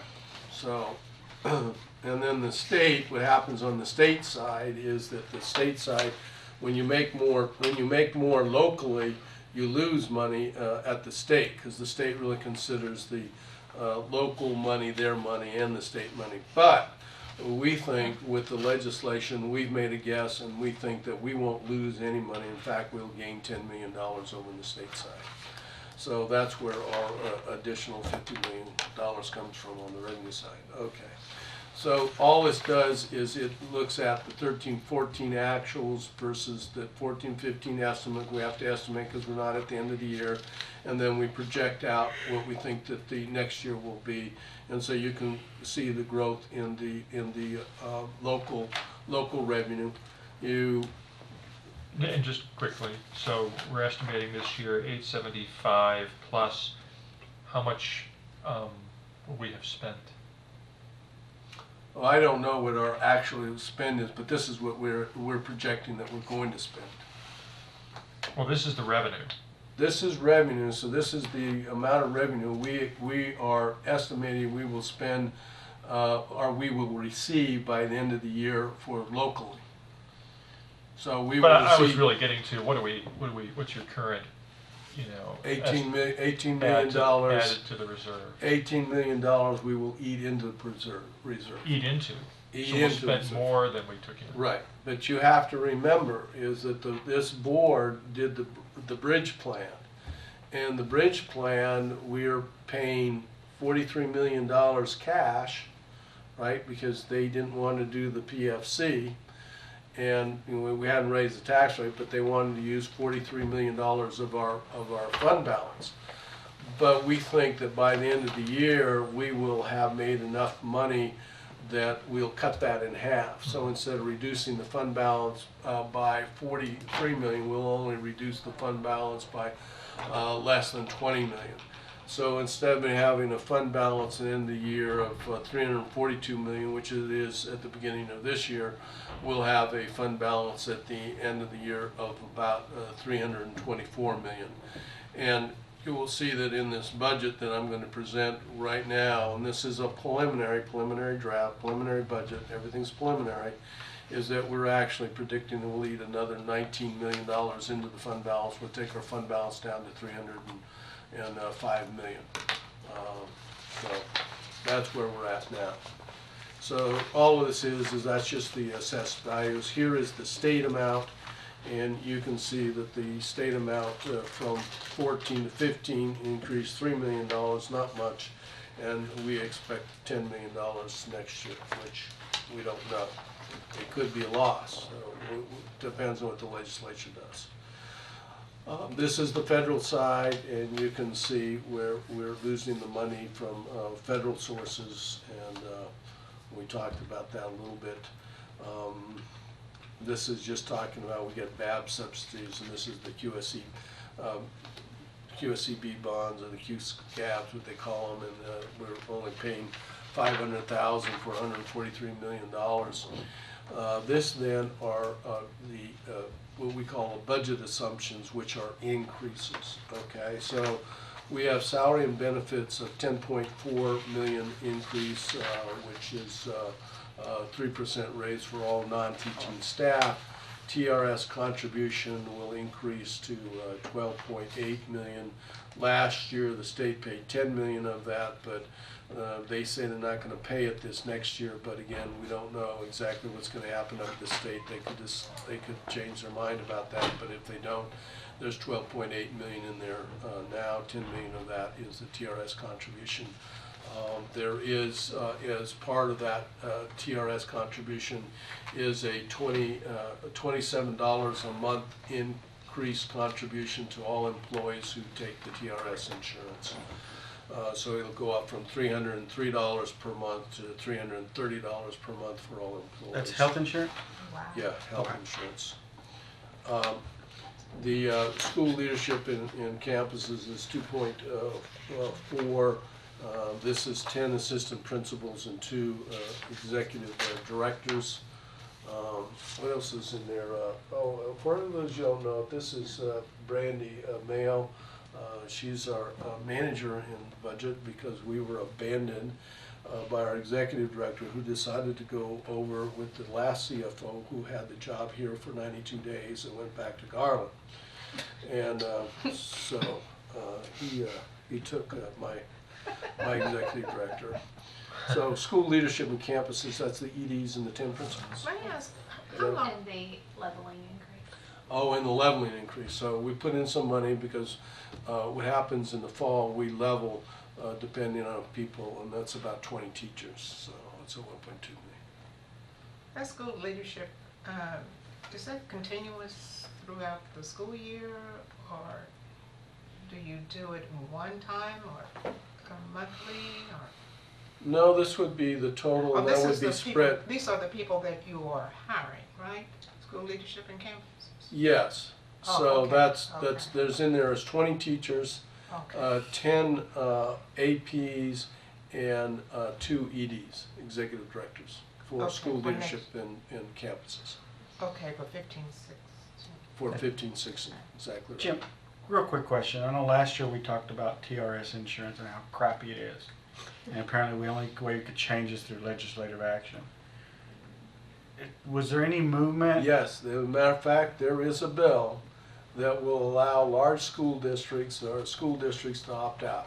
And we gathered all of our legislature and we said, vote yes for this. So now, the state is, the good news is that it was. Now, I ran an insurance company, health insurance company down at my last school district, and we did really well. Our late rates were much lower, and our benefits were a lot. But it's going to take a major strategy in order to pull it off. And this is probably what I would recommend to the board if I was to do it today, is that we become self-insured, but we become fully insured through a third-party provider. And then we build up our reserves, and as we build up our reserves, then we become fully insured ourselves. And then we get a third-party administrator to administrate our program. That would be my strategy for doing it. You got to realize that the reason that you guys are in TRS is because the administration that was in charge of your insurance company here did not do a very good job, and you ended up in a real big deep hole, red, and you had to go to the TRS. Okay. Thank you. My suggestion on that is to set it up so that some future CFO can't botch it up again. I mean, Well, that seems because if you impossible, keep though, it all right? in-house, you know, you're dependent upon the skill of that team as opposed to going with a third-party administrator. I will tell you this, is that good people are hard to find, and good people are usually expensive. Right. All right, interest on short-term bridge plan, remember that we're doing 45 million cash out of the fund balance, and 75 million is supposed to be maintenance tax notes. And this is the 1.5 that we'll have to pay interest on the maintenance tax note of 75 million. And remember that, what was the bridge plan is, well, added up to 148 million is for, you know, renovations of schools essentially, and new facilities.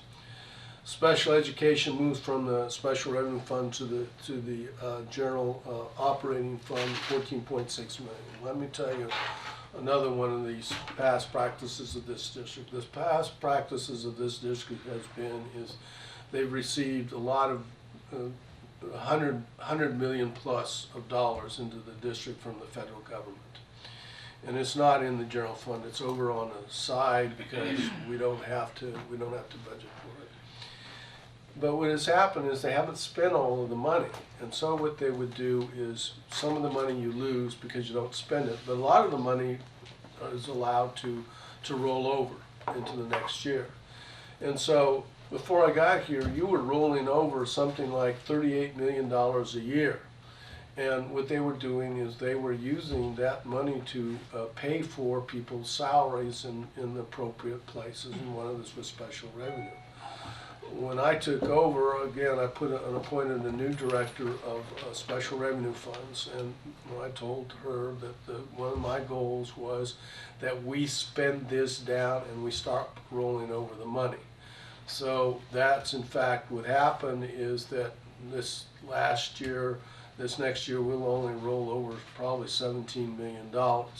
Well, the problem is one of these funds was the special education, which was a grant that came from the ARA, which was back in the Great Recession, is the government wanted to employ people, and so they sent down through the state this money, and you all funded special ed. Well, that money has gone away. There's no more rollover money. So in fact, you either have to move it into your general operating fund, or you have to do away with your special education program, or at least a good portion of it. So they did not want to do away with 109 positions, so it has been moved into the general operating fund. Opening of new schools, this is $6.2 million. That represents four schools: Wilmer Hutchinson, Fannin, the Personal Learning High School, Halsey, and Harley. TEI, I'm sorry, which Wilmer Hutchins? Wilmer Hutchinson's are going to add a new pre-K, I see. and it's going to be actually a annex to the Wilmer Hutchins School down there. Elementary. Okay. The opening of the TEI DTR. As you know, the district is implementing TEI for all teachers, and essentially the federal or special revenue teachers staff that are paid by federal dollars cannot participate in the DTR review policy. Their salary's got to be picked up in the general fund. So for those reviewers, their portion of their pay will be paid out of general funds. There's $1 million for the election. Internal audit by the Internal Audit Committee was told that to add $100,000 to their budget, so they did. So if I added all this up, how much would this be? You'll add that all up. Well, it's about 100 million. So we'll get to that later somewhere. This here is what we call the DAP, the District Action Plans. And so the District Action Plan is, remember, the superintendent said this is what we want to do. And so what we did is we took those district action plans and we turned it into the goals. So there's 17 for goal 1, and these goals that have 0, there was money that was spent last year that carries over into the next year. So there's $47 million in district action plans. So here is, and I can tell you these numbers here have already changed. This is about 8.2 million, I think, now. But this is for the expansion of the pre-K early childhood program. You can see it there. This has been the estimated general fund expenditures. This is the estimated for the end of this year, 110 million, and I'm sorry, it's 1.37. And next year, the estimated general fund expenditures will be just under $1.5 billion. Can I back you up just a second so I'm understanding? So you went through page 18.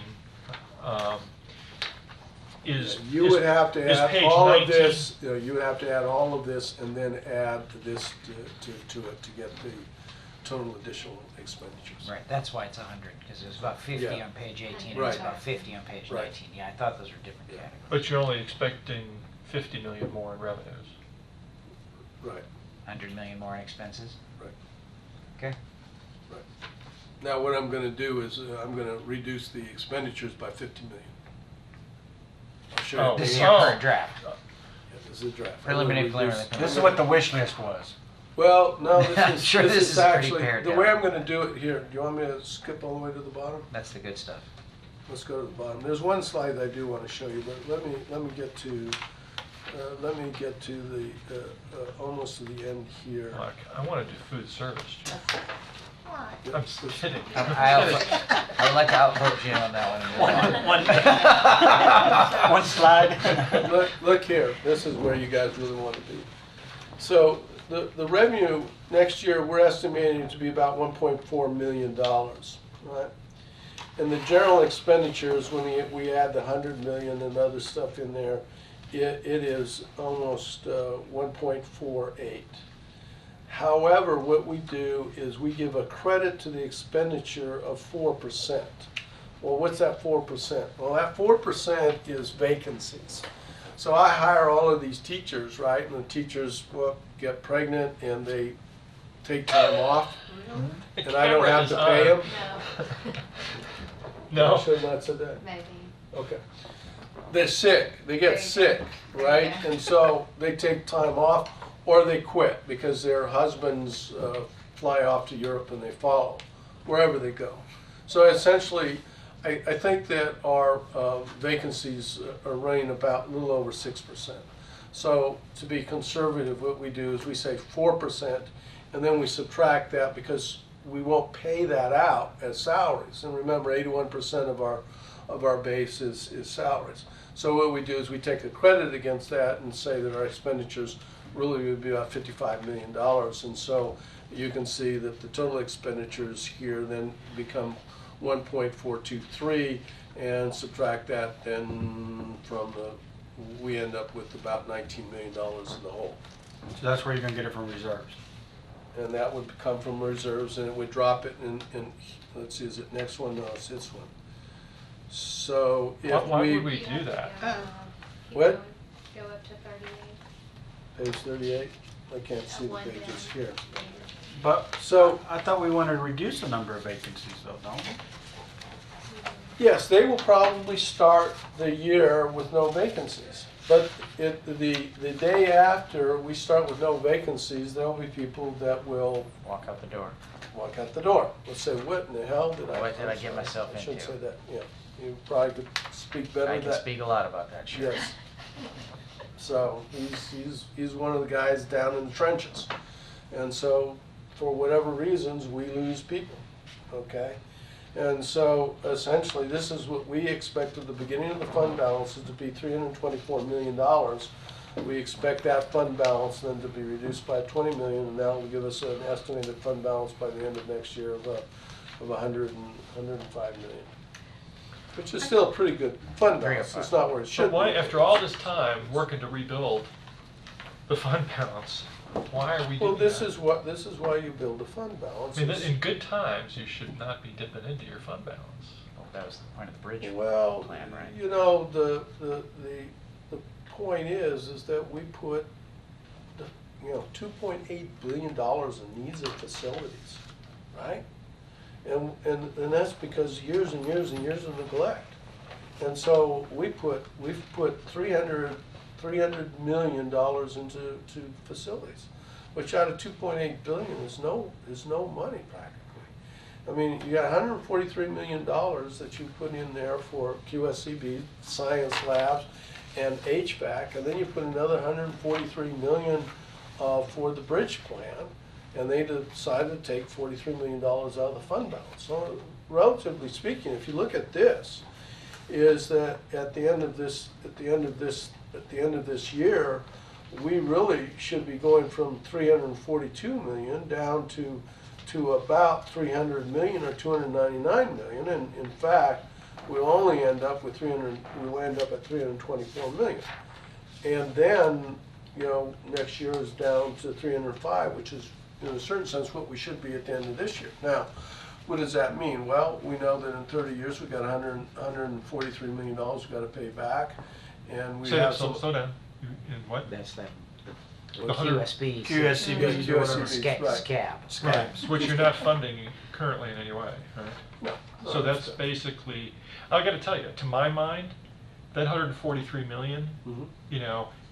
it moves through a couple steps, The but time you bomb. spent half of your reserve to do that. The time bomb. It's gonna come straight out of the reserve and whatever, 5 years, right? But I remind it, and it's in our financial statements, everybody knows about it. I think that, do I think that a healthy fund balance for this district should be? I think it should be $500,000. If you pass the $500 TRE, million. that will $500 million. That will be no problem. But I don't see this as a threat. Can we continue to do this? No, we can't continue to do this. But I think that, you know, there have been, this district is going under some tremendous changes. There have been, you know, I think do we have that? I think we have that in here somewhere, is look at the staffing ratios. Now this is, what page is that on, Brandy? Here it is. Look at this. Look at the staffing 34? ratios. 34. You've got on page 34, you've got a staffing ratio of teachers at elementary of 1 to 16 on average, 1 to 17 and 1 to 18. And you know, this has gone down, and I'm not sure, is this the correct one? It has gone down a lot, but it has gone down, and that's very expensive. And over the years back in 2013, in the last 2 years, they have made some progress to bring this down, which is very expensive. And No question about it. But with the point that I'm trying to make here is that the superintendent's aware of this. And we are now becoming actually a little bit more frugal in terms of our future. Now the next year is, yes, we're going to eat a little bit in, but I think you will see, and you got to remember this too, is that do I think that at the end of next year that you'll end up with $19 million in health? No, I don't believe that. I believe that in fact it'll be less than 19 million. I could see that it could be zero. You know, and again, we've taken a conservative look that what are we going to do? We're going to eat in the fund balance by 18 million. I think that number's conservative. But you have to remember too is that I have to do what's called, I've got to leave money in the budget, on the budgeted side, so that all of my functions are covered, because if I don't cover those functions, then I get a nasty letter from TEA that says that I don't know what I'm doing. And I don't want to get that. So. You know, my regard for TEA is low. And I have confidence that they really have no idea how that $143 million works, and that it's really, as my colleague here said, it's a time bomb. It's going to just whack the fund balance in 5 years. And so so not 5 years. It's 20 years. 20 years. It is 20 20 years, but we got to. You'll all be retired. Now you're talking like that 65-year-old girl again. We don't want to. Now you Push it on somebody else. Yeah, exactly right. I want to put the money Kick the can for down our the own. PFC in a lockbox for facilities, because the temptation to reach into even the fund balance I understand. at a time when tax rates are going up, and that means we ought to be banking money. We're you know. Well, you guys have banked a lot of money. You know, a lot of people think that a $324 million, and certainly before that, the $342 million fund balance is a lot. Now, what is that? The TEA wouldn't agree with that, though. What is their target? No, they would say that's much. And they're not, you know, not all of them are accountants, but you know, they think 2 months. Now, GFOA thinks 2 months, 3 months, but with the rating agencies, which is I can consider, they consider 3 months. Well, what's 2 months? 2 months is a little over $200 million. 3 months, which is the rating agencies, is over 300 million. And so we're there. But you're saying 500 million is what you would like to see. That's what I would say is 500 million. And if you guys give me the TRE, we will have 500 million. I'm a little slow. I'm back on page 19. Well, sure, but that's mostly by raising taxes. Is that the 2020 program rigor? And what is culture and I don't know, human resources? What page are you on? I'm going back to 19. I just Yeah, goal 5. Is that your these 2020? Because I know at one point in time you said 8 million. Yeah, these are these, you'd have to go back to the pages here, I don't have it all memorized as to what, the goals, here are the goals. So the rigor is implementing rigorous curriculum and engaging educational practices and experiences. And as I say, some of the goals that we're not putting money into this year, we put money into last year. So that's why there's 0 on principals. And actually I can tell you, what page is that, 18? I mean, is that in every classroom, or is you talking about the 2020? Well, yeah, it's not, it's all classrooms. So, what page is that, 19? 19. Yeah. No, it's not. Oh, yeah, it's 19. Okay, last year, goal 2, which was principals, we put 2.4 million. And that money carries over into this year, okay, because this becomes part of our base. In culture in last year, which is 0 now, we had 1.3 million last year. That'll carry over. And then in human resources, we had 34.5 million. Now, what we haven't done here is these assumptions here haven't been divided into the goals.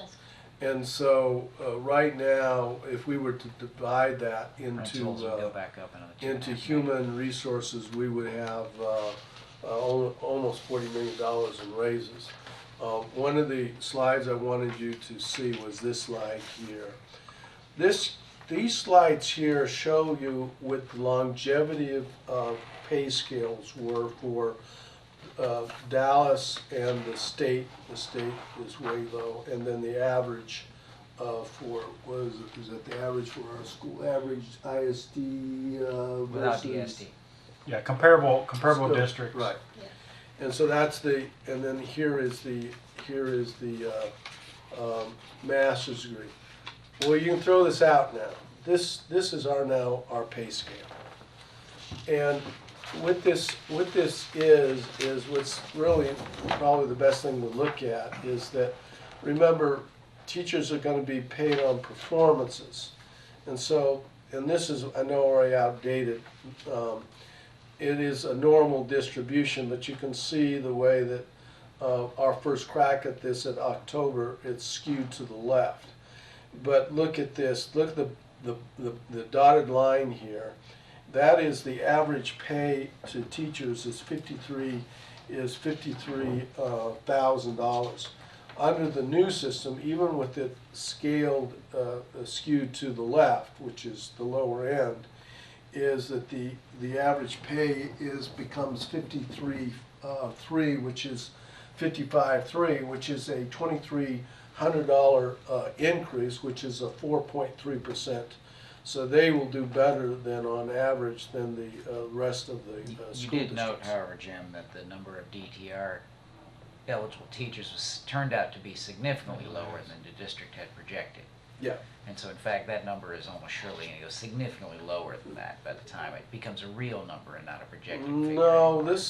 this actually was, I think this is, as a matter of fact, I've got word right now that this has changed, and so it is actually, it's still skewed to the left. Sure. But you can see It here should be that more this skewed to the left, in fact. this median right here is what is that, 36%? Yeah. It's supposed to be under the normal distribution. The theoretical normal distribution would be 40%. And so my understanding, and these numbers are skewed, as you say, not as many as, in fact, a little bit higher. So it's not skewed. But even with this, as I say, the teachers on average are going to get 4.3% raise. So, and DTRs were I don't efficient, think too. that's correct, though. I mean, Well, the more Dallas than- Morning News just reported They that said it was 3. significantly lower teachers qualified for the higher levels than you guys thought. And those average salaries aren't yeah, going to be paid out, well, so the overall average is Dallas going to go Morning lower News than that. also told me that I hired more teachers than I had budget for, and I proved to them that that was incorrect, and they reported it wrong, and I don't think they ever put it as a front page news that, oh, by the way, we were wrong. So if they want to come and look at my numbers and look at my modeling, and more anybody wants to come look at my models, come look at my models. I can tell you, this model here, we did this, I believe, in October. Right. Okay, and we do know that this is skewed left, and will come closer to the normal distribution, that theoretical distribution. And you have to remember that I'm trying to see.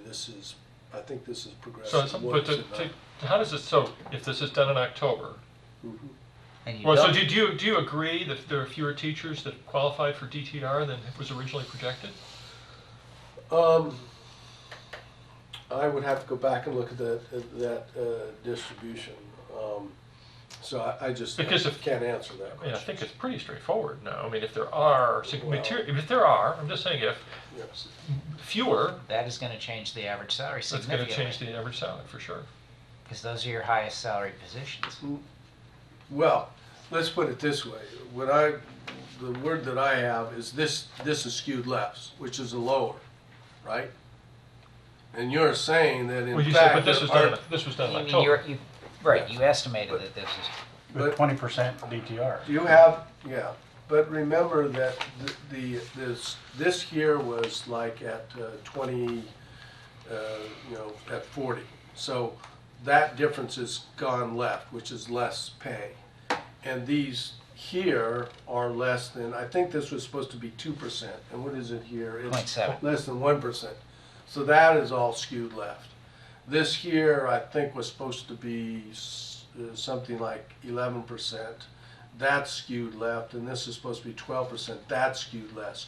So you can see this is way skewed left, and even under this being way skewed left, which means there's less salary, you're still looking on average of a $2,300 pay raise.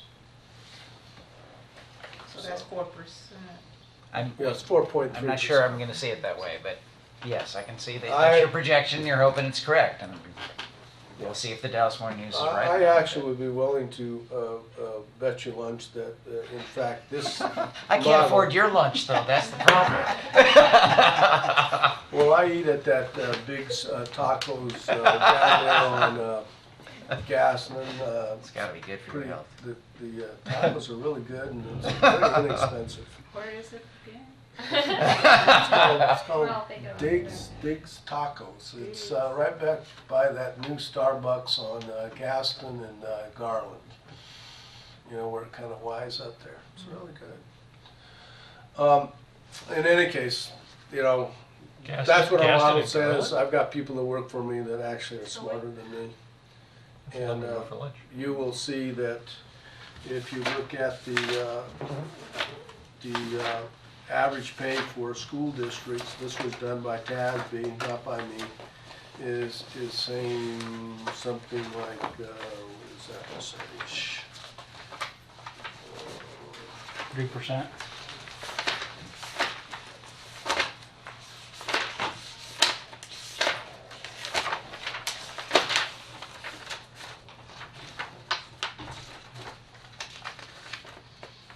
Now, 58% will receive 3% or more salary increase. Right. Okay. So the bottom line, you've seen the general fund. This is is showing what's going to happen is $27 million. What's the other finances? So here it is at the end of this year. We eat into the fund balance by 18 million. Next year we eat into it by 19 million. So it goes down. to Hopefully the 35. state will come through. I'm sorry? Hopefully the state will surprise us. Yeah, hopefully. Food service is balanced, has been balanced. And debt service, you can see that we've saved $134 million refinancing. The debt service principal and interest by the end of next year will be under $4 billion. And our payment for next year will be $211 million. So What do we owe on the Go debt back side? to, the debt service side, we owe right now, at the end of this year, it's 2.4 billion with 1.6 billion in interest. Next year, we'll owe 2.3 billion with 1.5 billion for 3.9 billion. I'm always a little behind, but on 37, you have the projected 2014, 2015. Right. You went, So is that we, year correct? yes. 2014 and 2015? Yeah, we have the Projected. 2013-14 is actual, so we ended up adding $61 million to the fund balance last year for a fund balance of 342 million. Right now, we're projecting an $18 million, but let's say that the fund balance ended up with half that. That means that we actually would end up adding to the fund balance $10 million, which would take this up to 352 Oh, million. that was projected, but you may have more. Okay, or Right. less. All right, That's the projected. okay. And remember, I'm trying to protect myself against bad letters from TEA. This then would be, the beginning of next year would be 324 million, and then eating into that would be 305 million. If this ended up to be 352 million, we took 20 million out of this, would end up to be 133 million. And if that got wiped out, then we would, or another 10 million, we would end up with 360 million by the end of next year. So Now, it's just conceptually, steroids. when I look at dipping into the fund balance by almost 20 million, Yes. is some of that, this year's expenditures sort of one-time in nature? Or is it, Are we are we setting Are we just ourselves, underfunded? are we gonna have to have cuts in the future to avoid going into the fund balance if you're gonna keep it over 300 million? if we don't get the tax increase? So there's, As- really, it's ongoing? No, No. no, because remember, we've got $43 million in there in expenditures of new schools, Okay. and that's It should be in the bond. will go away. Next year, you won't have that $43 million expenditures. You'll When you have say a next little- year, you mean 16, 17 or 15, 16? 15, 16. 15, 16, you won't have a $43 million cut. This year, here, you got $43 million that's taken away. Now, some of that money will be extended. Right, so I understand this year. Right. But I'm saying, are there expenditures you're making in 15, 16 that are of that nature? So the 40, like you say, the 43 Yeah, million, that was no. a one-time deal, Yeah. right? You're gonna go build this. In It's worried- 15, 16, are there other big one-time numbers, or is that really, Well, I think part of it is gonna be TEI. I mean, you've got over $20 million built in it for teacher salaries. See, we might save that money, because we're not gonna apparently need it. Well, right now. that was a we're sa- rhetorical we're- statement, not a question. I mean, seriously, I mean, Well, if you let me finish. okay. Seriously, this year, we're putting in the $20 million of salaries for TEI. But remember, after this year, okay, you're not moving from a longevity you're moving the longevity into the TEI. Right. And after that, then the TEI is dependent upon, the scores and how well they move, but unless they But it should be actually flat, move though. up the scale, you won't have that $20 million. Yeah, your overall expense should stay the same. I'm sorry, I'm confused about that, because if anything, what I would anticipate going forward is, to the extent that this year, go back to there, to the extent that this year, you ended up with much less in the proficient, 2 and higher, that over time, you're going to have more in that level. Presumably, our whole point here is to increase, to get the distribution You can closer to decide the how original many you estimate. The point of this is this is not like, I don't know if you all remember what's called career ladder. the state used to have a thing called career ladder. What it was, it was a supplement to teacher's salary up to $3,000. There were two levels. One was $1,500 and the other was $3,000. And the way that it worked was that if you reached a certain proficiency level, you got $1,500. If you got to another proficiency level, you got to $3,000. Well, it wasn't soon that every school teacher in Texas was either proficiency 1 or proficiency 2 and got $1,500 and $3,000 salary scale. The way that the TEI is structured is it is structured based on this performance and what makes this performance work. And you can't really see it here because I don't have it here. But you have what's called a normal distribution. So I understand your point. But let me finish. No, but you're missing my point. So No, I'm not missing your point, because what you're saying is, you're saying that in fact, you're gonna be paying more out. And I'm saying, no, we're not gonna be paying more out because. You're gonna keep this distribution right here?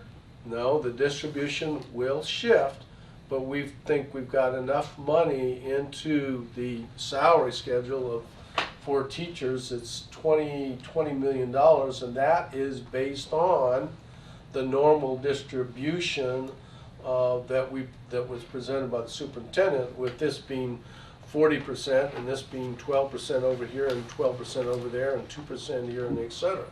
So what this essentially is telling me is, out of that $30 million is supposed to go into teacher salary, I probably won't spend it all. Well, what does that mean? Well, it means that there'll be some salary savings, okay, that will probably eat into that 19 million. But what it does tell me is that in the following year, it shouldn't be more than what we already have in there, because the distribution doesn't change. And unless you change the y-axis, or actually the x-axis, these dollar amounts at each one of these 9, 10 levels don't change. So you're saying that this distribution of salaries is not what's in the budget? No, it's the normal distribution. So I misunderstood the slide. You were saying projected salaries, which I was figuring was your budget, but that's not the case. So the normal meaning the longevity. Longevity's gone. That's gone. Right, We don't do it that way. But where are we getting a normal number from? The normal distribution, the way the TEI works is, it is based on a normal distribution. And that normal distribution at the midpoint, the median, is 40%. Okay. Okay. And then and I want to say this is 40%, and this is like 12%, and this is 12%, and this is, I don't know, but I know here it's like 2%. But it looks more like this. It looks like a normal distribution. Okay? And I built into this budget based on a normal distribution. Your thing about, got much less than TER. Sure. So is it going to save money? Yeah, it's going to save money. This is showing that it's going to save money. But my $30 million, is it $30 million or is it $20 million? It's $20 million that I have built into the budget for the TEI schedule is built there. And I don't think you're going to reach it this year, though you're going to go up on average, okay, the 23. So I think there'll be more than that. I don't expect that unless you raise the x-axis. Okay, now what you're all referring to is you want to push all your teachers to the right because you want. That's what Oh, I okay. just meant that over time. I thought this was your budget. I took it from the slide. It was No, projected salaries. This is what we project. So it's that gonna be number reality. is not what's in the budget. Or So that's all. budget is That's what based I was on the- saying, is that you're going to have Yeah. movement to the right as you move to the normal. Yes. Well, so then, going back to my original question, right? Is it so? This is so. It's a when I- 1-year hit. It's not a 1-year hit. Yeah. Yeah, the point is because then you change, you straighten up, you get your curve wherever you want it to be, and then you just Right. keep it there That's regardless right. of what the scores are in the That's right. future. So your projected expenditures is based upon the normal, Right. Normal distribution. and that's going to continue. And So you- there's no Unless, You get to decide to continue. unless you move up the y-axis. Well, right, but that doesn't look one time to me. To me, that looks like an ongoing expenditure level. Yeah, the 20 million, but you don't bump it up. That's what I'm saying. The only way you bump it up is you decide to change each one of the 10 scales. Right, but so, I think, when I look at, you haven't convinced me, when I look at your big picture revenues and expenditures, right? The expenditures are ongoing expenditures. You're gonna see them again in 16, 17. Recurring. So, But not if I put the total expenditure in there now. Right? So you're expecting that this will get to a normal distribution, which we expect too. It'll eventually get there, but it won't get there next year. So you're, And the 20 million. it might get there the second year. Okay, but it won't. So if it doesn't get there until the second year, that means that we're going to save however much we're going to save in the next year's budget. So the number's conservative per se. Yes, the number right now, the $20 million that we expect was based on a normal distribution, but this distribution here is less than the normal distribution. So in 2 years, it could creep up It could creep up.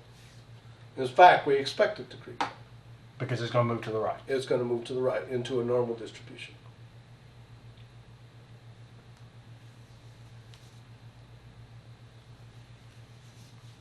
Okay, so let's look up other expenses that aren't going to Jim, let me show you other expenses that hopefully won't change. Well, I think he's worried overall that if we're down Yeah. 20 million this year and we're down 20 million next year, are we just not keep on setting a dipping, pattern yeah. of being down 20 million every year? No, I know what it is. So the TRS contribution will increase to 12. That won't increase the year after. Right? Won't increase because it's a one-time increase. Right? So that won't continue the increase. Right? School leadership in campuses, unless you keep adding, that won't continue to increase. Okay?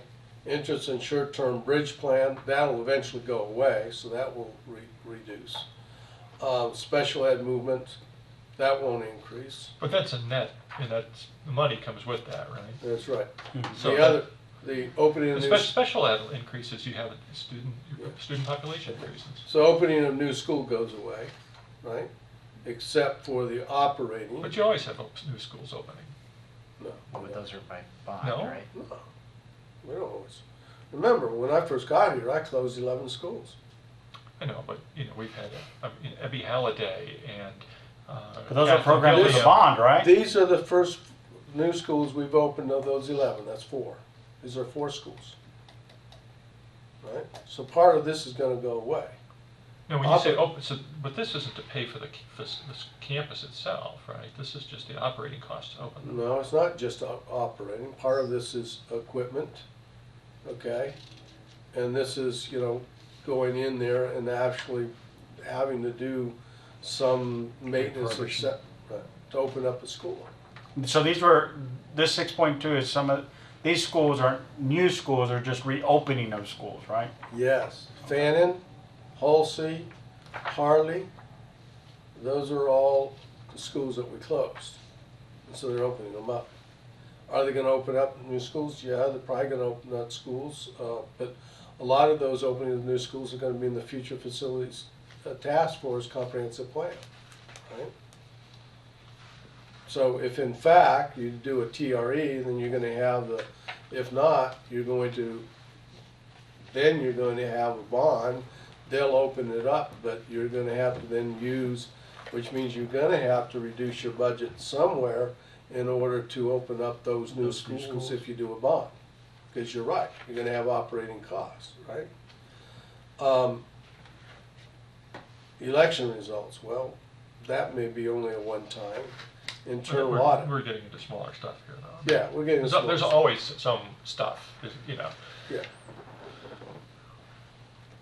And then I don't know how much of the DTR is a one-time. What we do is we take out one-time expenditures before we move the budget into the following year. And I don't know how much that is. It'll be based on the That's actual. the review percentage of process for activity. TEI. I know TEI, but I So didn't they know gotta that. train all the. Distinguished teacher review. Okay. Is that what you're Yeah, asking? Yeah, that's what that is. Reward, No, review. No, that's the. review. This that's is the all- reviewers. That's the many people who have to go and watch the The people. federal That's what- people. Okay, that's Yeah. why I'm Qualified for that. asking. I'm sorry. But that won't, would that be a Those are the reoccurring? That Or should we go would- on forever. Yeah, that will go on for forever. And not, and not be, and they're not What? the school leadership. Correct. The school leadership is more, I think, new schools, Yeah. for new schools. Well, I keep going to that, and I guess that's. And so I guess It's your not people. question is Jim, We're talking about is people, that right? 19 million going to concern over and over and over again? And I would say certainly a portion of it could, but I don't expect that Oh, 19 million not by in the the end of the classroom. following year is going to hit the See, bottom that's what line. I don't. That's number one. And then number two is that,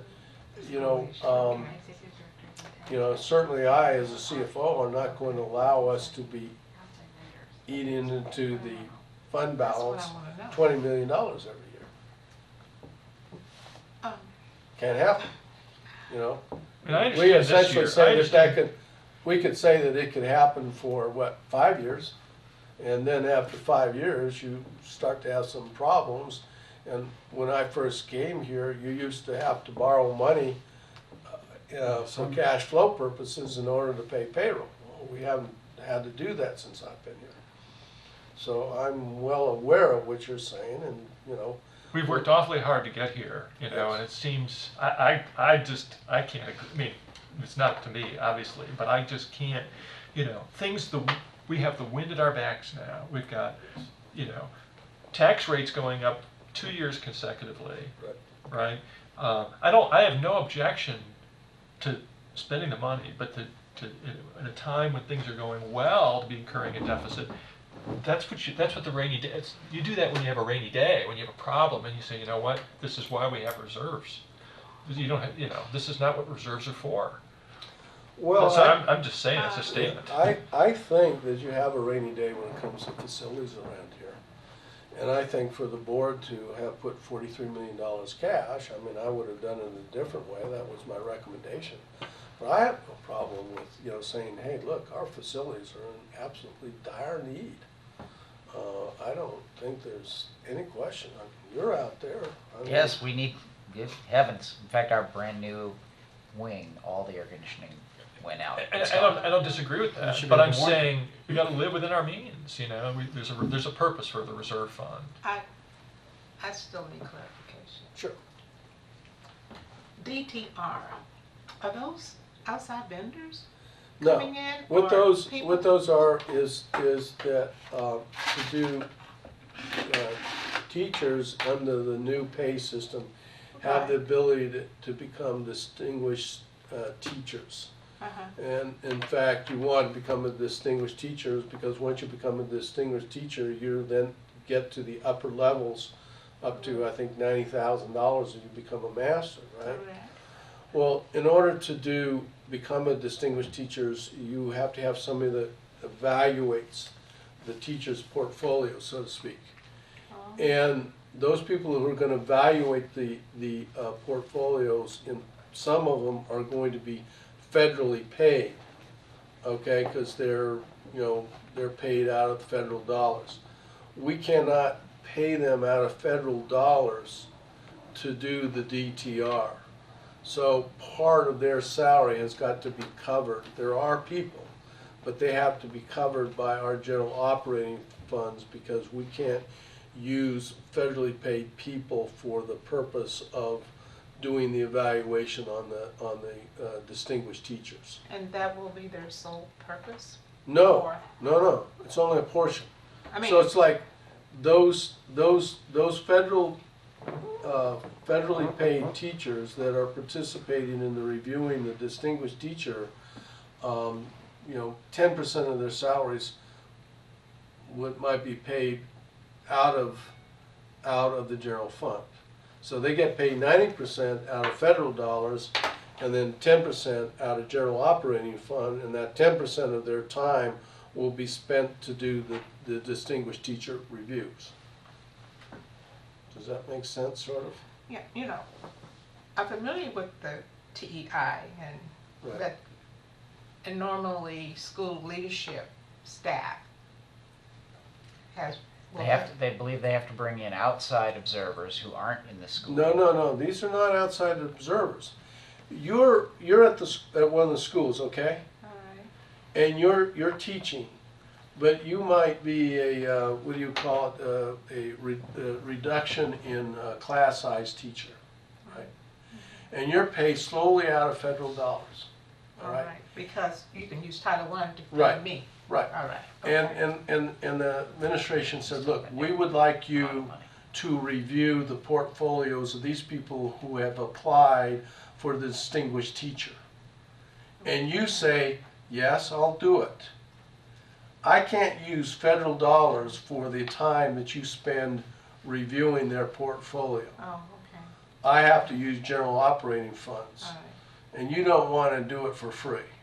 So I'm going to pay you 10% of your salary out of the general fund and the rest of your salary out of federal funds. And so therefore, these people can be district people. who Yes, they are district doing people. The review. Yes, they are district Reviews people. of the portfolios. It's just they're federal, they're It's paid paid. federally. Mhm.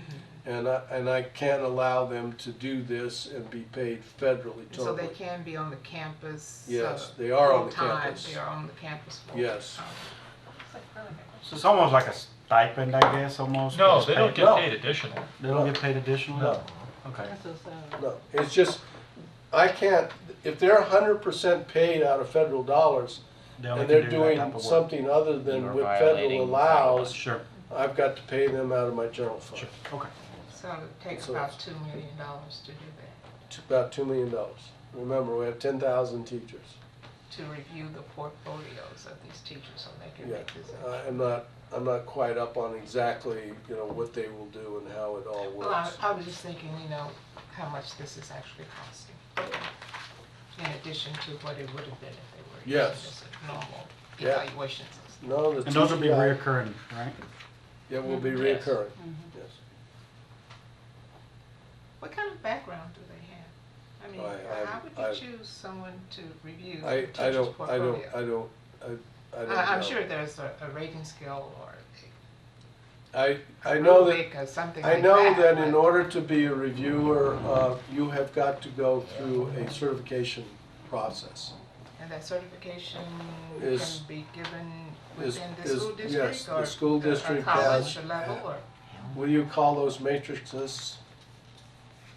Rubrics. They Rubrics, have that's some what kind you of said. rubric, and you've got to go through, and you have got to pass these exams, and then when you become certified, you can become a distinguished teacher reviewer. So, it's Okay, all thank you. I'm very- sorry to have, it just. no, it's all I right. just I'll tell you what I know. wanted to- Well, you were talking about the budget and the comparisons. The idea of money, and this is idea B grants. How different is that from the special ed money that is going into the general operating funds? Because I did a special ed. Well, these special ed teachers were paid with what's called AURA money, American Recovery and something funds. And it was started in about 2009 when the economy took a turn south and the federal government said we have to employ people. And actually there was an issue with the state because the state at first didn't accept the money under Governor Perry. And then eventually he accepted the money. And it then went out to the school districts. And the school districts could use the AURA money to do, I think, just about anything they wanted. But it was encouraged that they hire people under this and pay people. So with some school districts, and apparently Dallas was one of them, they took their ORA money and they funded certain kinds of people, and what you all did was you funded the special ed. So what this money is, this 14.6, that's I think 109 people. And so you're paying out of this ORA money 109 people. Now the money's not there. So we And gotta move it over. it's run out. The feds have said no more. And the feds have said no more, and it ran out, and you don't have any more carryover money to pay them. So you either get rid of 109 special ed teachers, okay, or it has to be picked up the general fund. I see. And so we picked this Salaries. 109 people up into the general fund. Okay. That'll be a Those are salaries. recurring money for them. And the feds allotment for special ed hasn't changed in years, right? Title I and Title II, it's gone up a little bit. I don't remember. Here, if you go to page You're getting less, Title I. General Fund, let's see, it was food service, because I put at the end of this is the special revenue funds. And so here are special revenue funds, Title I. And the problem here is that you can't really tell because a lot of this money is rollover money. And we've spent up that money, so that's why most of all of these reductions have occurred. Are you on 48? Yeah, I'm on page Okay. 48. Okay.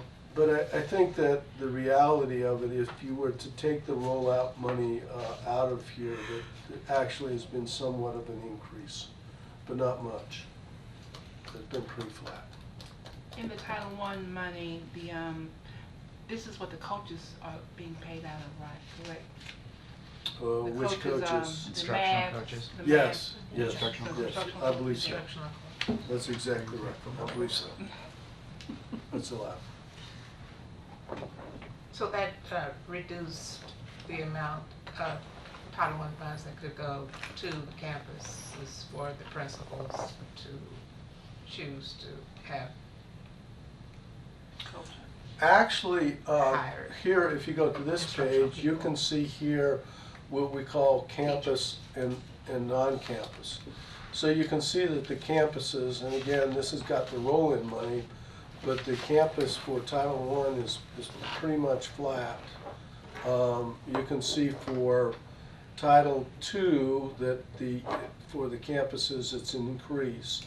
But do remember that the non-campus, those funds are controlled by central office, but is usually spent for campuses. We are going to try to implement more of a cost accounting process where we can actually track the centrally controlled out at the campus level, so we'll be able to present at the campus level. You can see for Title III that the campus increased by 60,000.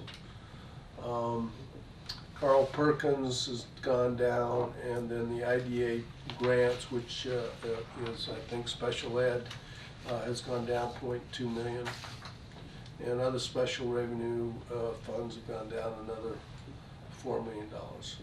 And we probably shouldn't have taken out the 14 million, but the 14 million is out of here. 14.6 million. Terry, is this our last meeting? Yes. It This is our last I scheduled mean, meeting. we might have another meeting to talk about whatever the commission's going to do, but Josh wants to do that, I think, virtually, electronically. Email and or something. Okay, so we don't have to worry about offering suggestions or Well, we anything like can, that. but We not can just right now. listen to what they have. If you have suggestions. Oh, no, I mean, Feel if- free. if- I was gonna say, even you got if any you have them, suggestion when now? would they be presented? I mean, they wouldn't be acted Well, upon. because it's I our think last that remains to be determined, what we're gonna say and what we're gonna do. I mean, what programs are out? I mean, we kind of got a very high level presentation here, but you know, are there certain things going on at campuses that are no longer going to be funded? I mean, where's the list of that? Yeah, that's going to be, is going to be through the federal grants, but as I say, in terms of the actual contributions to the campuses, you can see that most of those contributions to the campuses have pretty well stayed the same. And most of it is at, now, I don't know particularly like the Title I non-campus money of $9 million. I don't know exactly where the change is, who's controlling that. It's controlled by the central, so I don't know what is not going to be funded next year. I do know that there are some programs out there that will not be funded. So.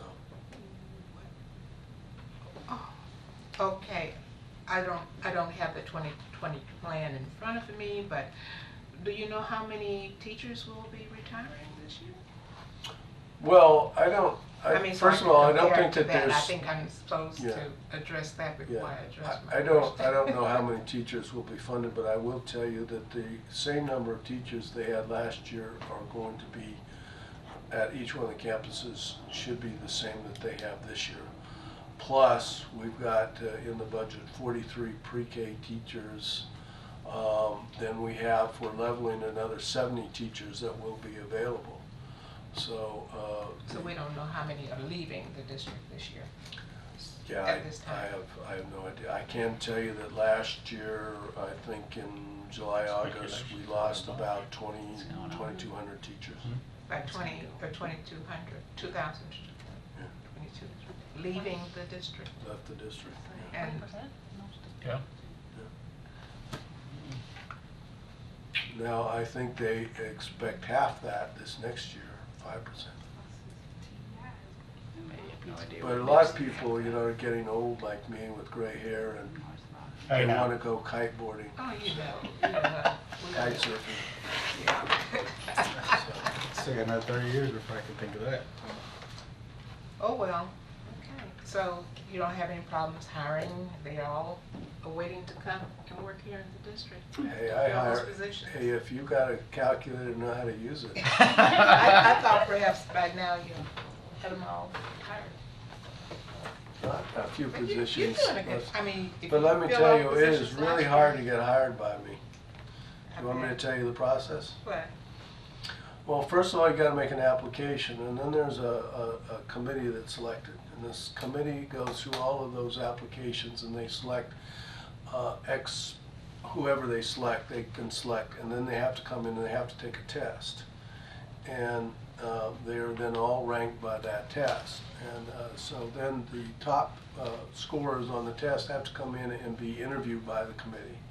And then that committee selects the top two, and then I interview them, the top 2 or 3 candidates, and my interview is probably the toughest part of the whole. Is that right, Brandy?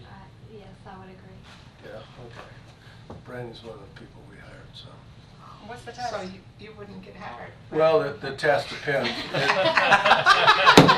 Nice. So when do we take that test? The test. But the pay is worth it, I assure you. The test is, it depends. It's Excel or it'll be SQL for kind of financial programmer types. And then my questions are really hard. So you have to explain to me what the accountant's formula is, and you have to tell me the relationship between the balance sheet and the income statement. And depending on the job, you have to tell me have a certain working knowledge of the funding formula, which is 42 pages up in Austin. So. Well, I've always And said, then- a pre and a post test are very important. You need to know what your client knows before you start teaching. So you can just give me a pre-test and I'll take your course, and then you can give me a post. Well, see, this is my theory is that a lot of times working for someone will last longer than a marriage. So I want to take the time. Get it right. Also, I was wondering if you did personality tests. A lot of the companies do more like Myers-Briggs or those kind of tests. The Rorschach? Well, but besides having a CPA and a postdoctorate in finance and accounting, I do have a PhD in psychology. So. You're just too Where smart. did you live? What did you work there for where you been everywhere? What's you wrong with done school, everything? man? School's good. Keep I was going. nothing wrong with school. I was just like, he is. Well, he has gray hair. I have gray hair, I'm an old guy. All right. Good job. He's been Thank around. you very Thank much. you very All much. right, Jim, I'll see him, Josh. And, Email us. and listen, I want to say thank you all for your work. I know this is volunteer and you get as paid as much as I do to be here, so. Well, maybe not, maybe get. Are these public documents? Yeah. So you taking the same document to I don't know what the document. budget Yeah, very, reviews at the schools? yeah. Recommendations. What you guys do. I think so. I don't know. Different from the years before. I can't, Thank it you. is, Have a great it's night. definitely, we're sliding down the downhill right now, so it's Thank good. you. Andy's got it. And Jim, did you and, So, are you be back next week? Lisa ever submit the document we started working on last year? What's We that? were like put together a list of recommendations. We did submit it. You know, I don't really know. I think that they put the equipment out there and they started a culinary program. I don't know if it Can't lasted. speak out strong enough Is it against gonna be it. still in existence? I don't know that they necessarily have cut it or not. I know that they're putting a whole lot more content, a lot more money into the career and technology. But I think that And I thought it was People in have to fact say- they had. Hopefully I'll be wrong. But I don't, Yeah, I know that's what they. I usually, when I get home, I email Like Jim. James, I was thinking right. Also, what But is actually, that? so I'm gonna Oh, ask thank him you. to Hey, see tax we're checks. glad He's you. gonna know way more about this, like, Thank you, public sir. finance. Thank you. Ah. What is your opinion? Because Maybe my you goal can give is to me, go back. you know, a little cliff note. Done Fraser? So what is your opinion on the Fraser Elementary School, the one that was closed, the nonprofit center that we're? Yeah, I think that they've got that in the future facility task force that they're considering. Yeah, I know we. Bringing the community, making it like a community center or something. Well, yeah, it's not really. Our nonprofits are one that, when they all say the nonprofit, Okay. it's the one that, it's a, if you look up shared space, look up shared space,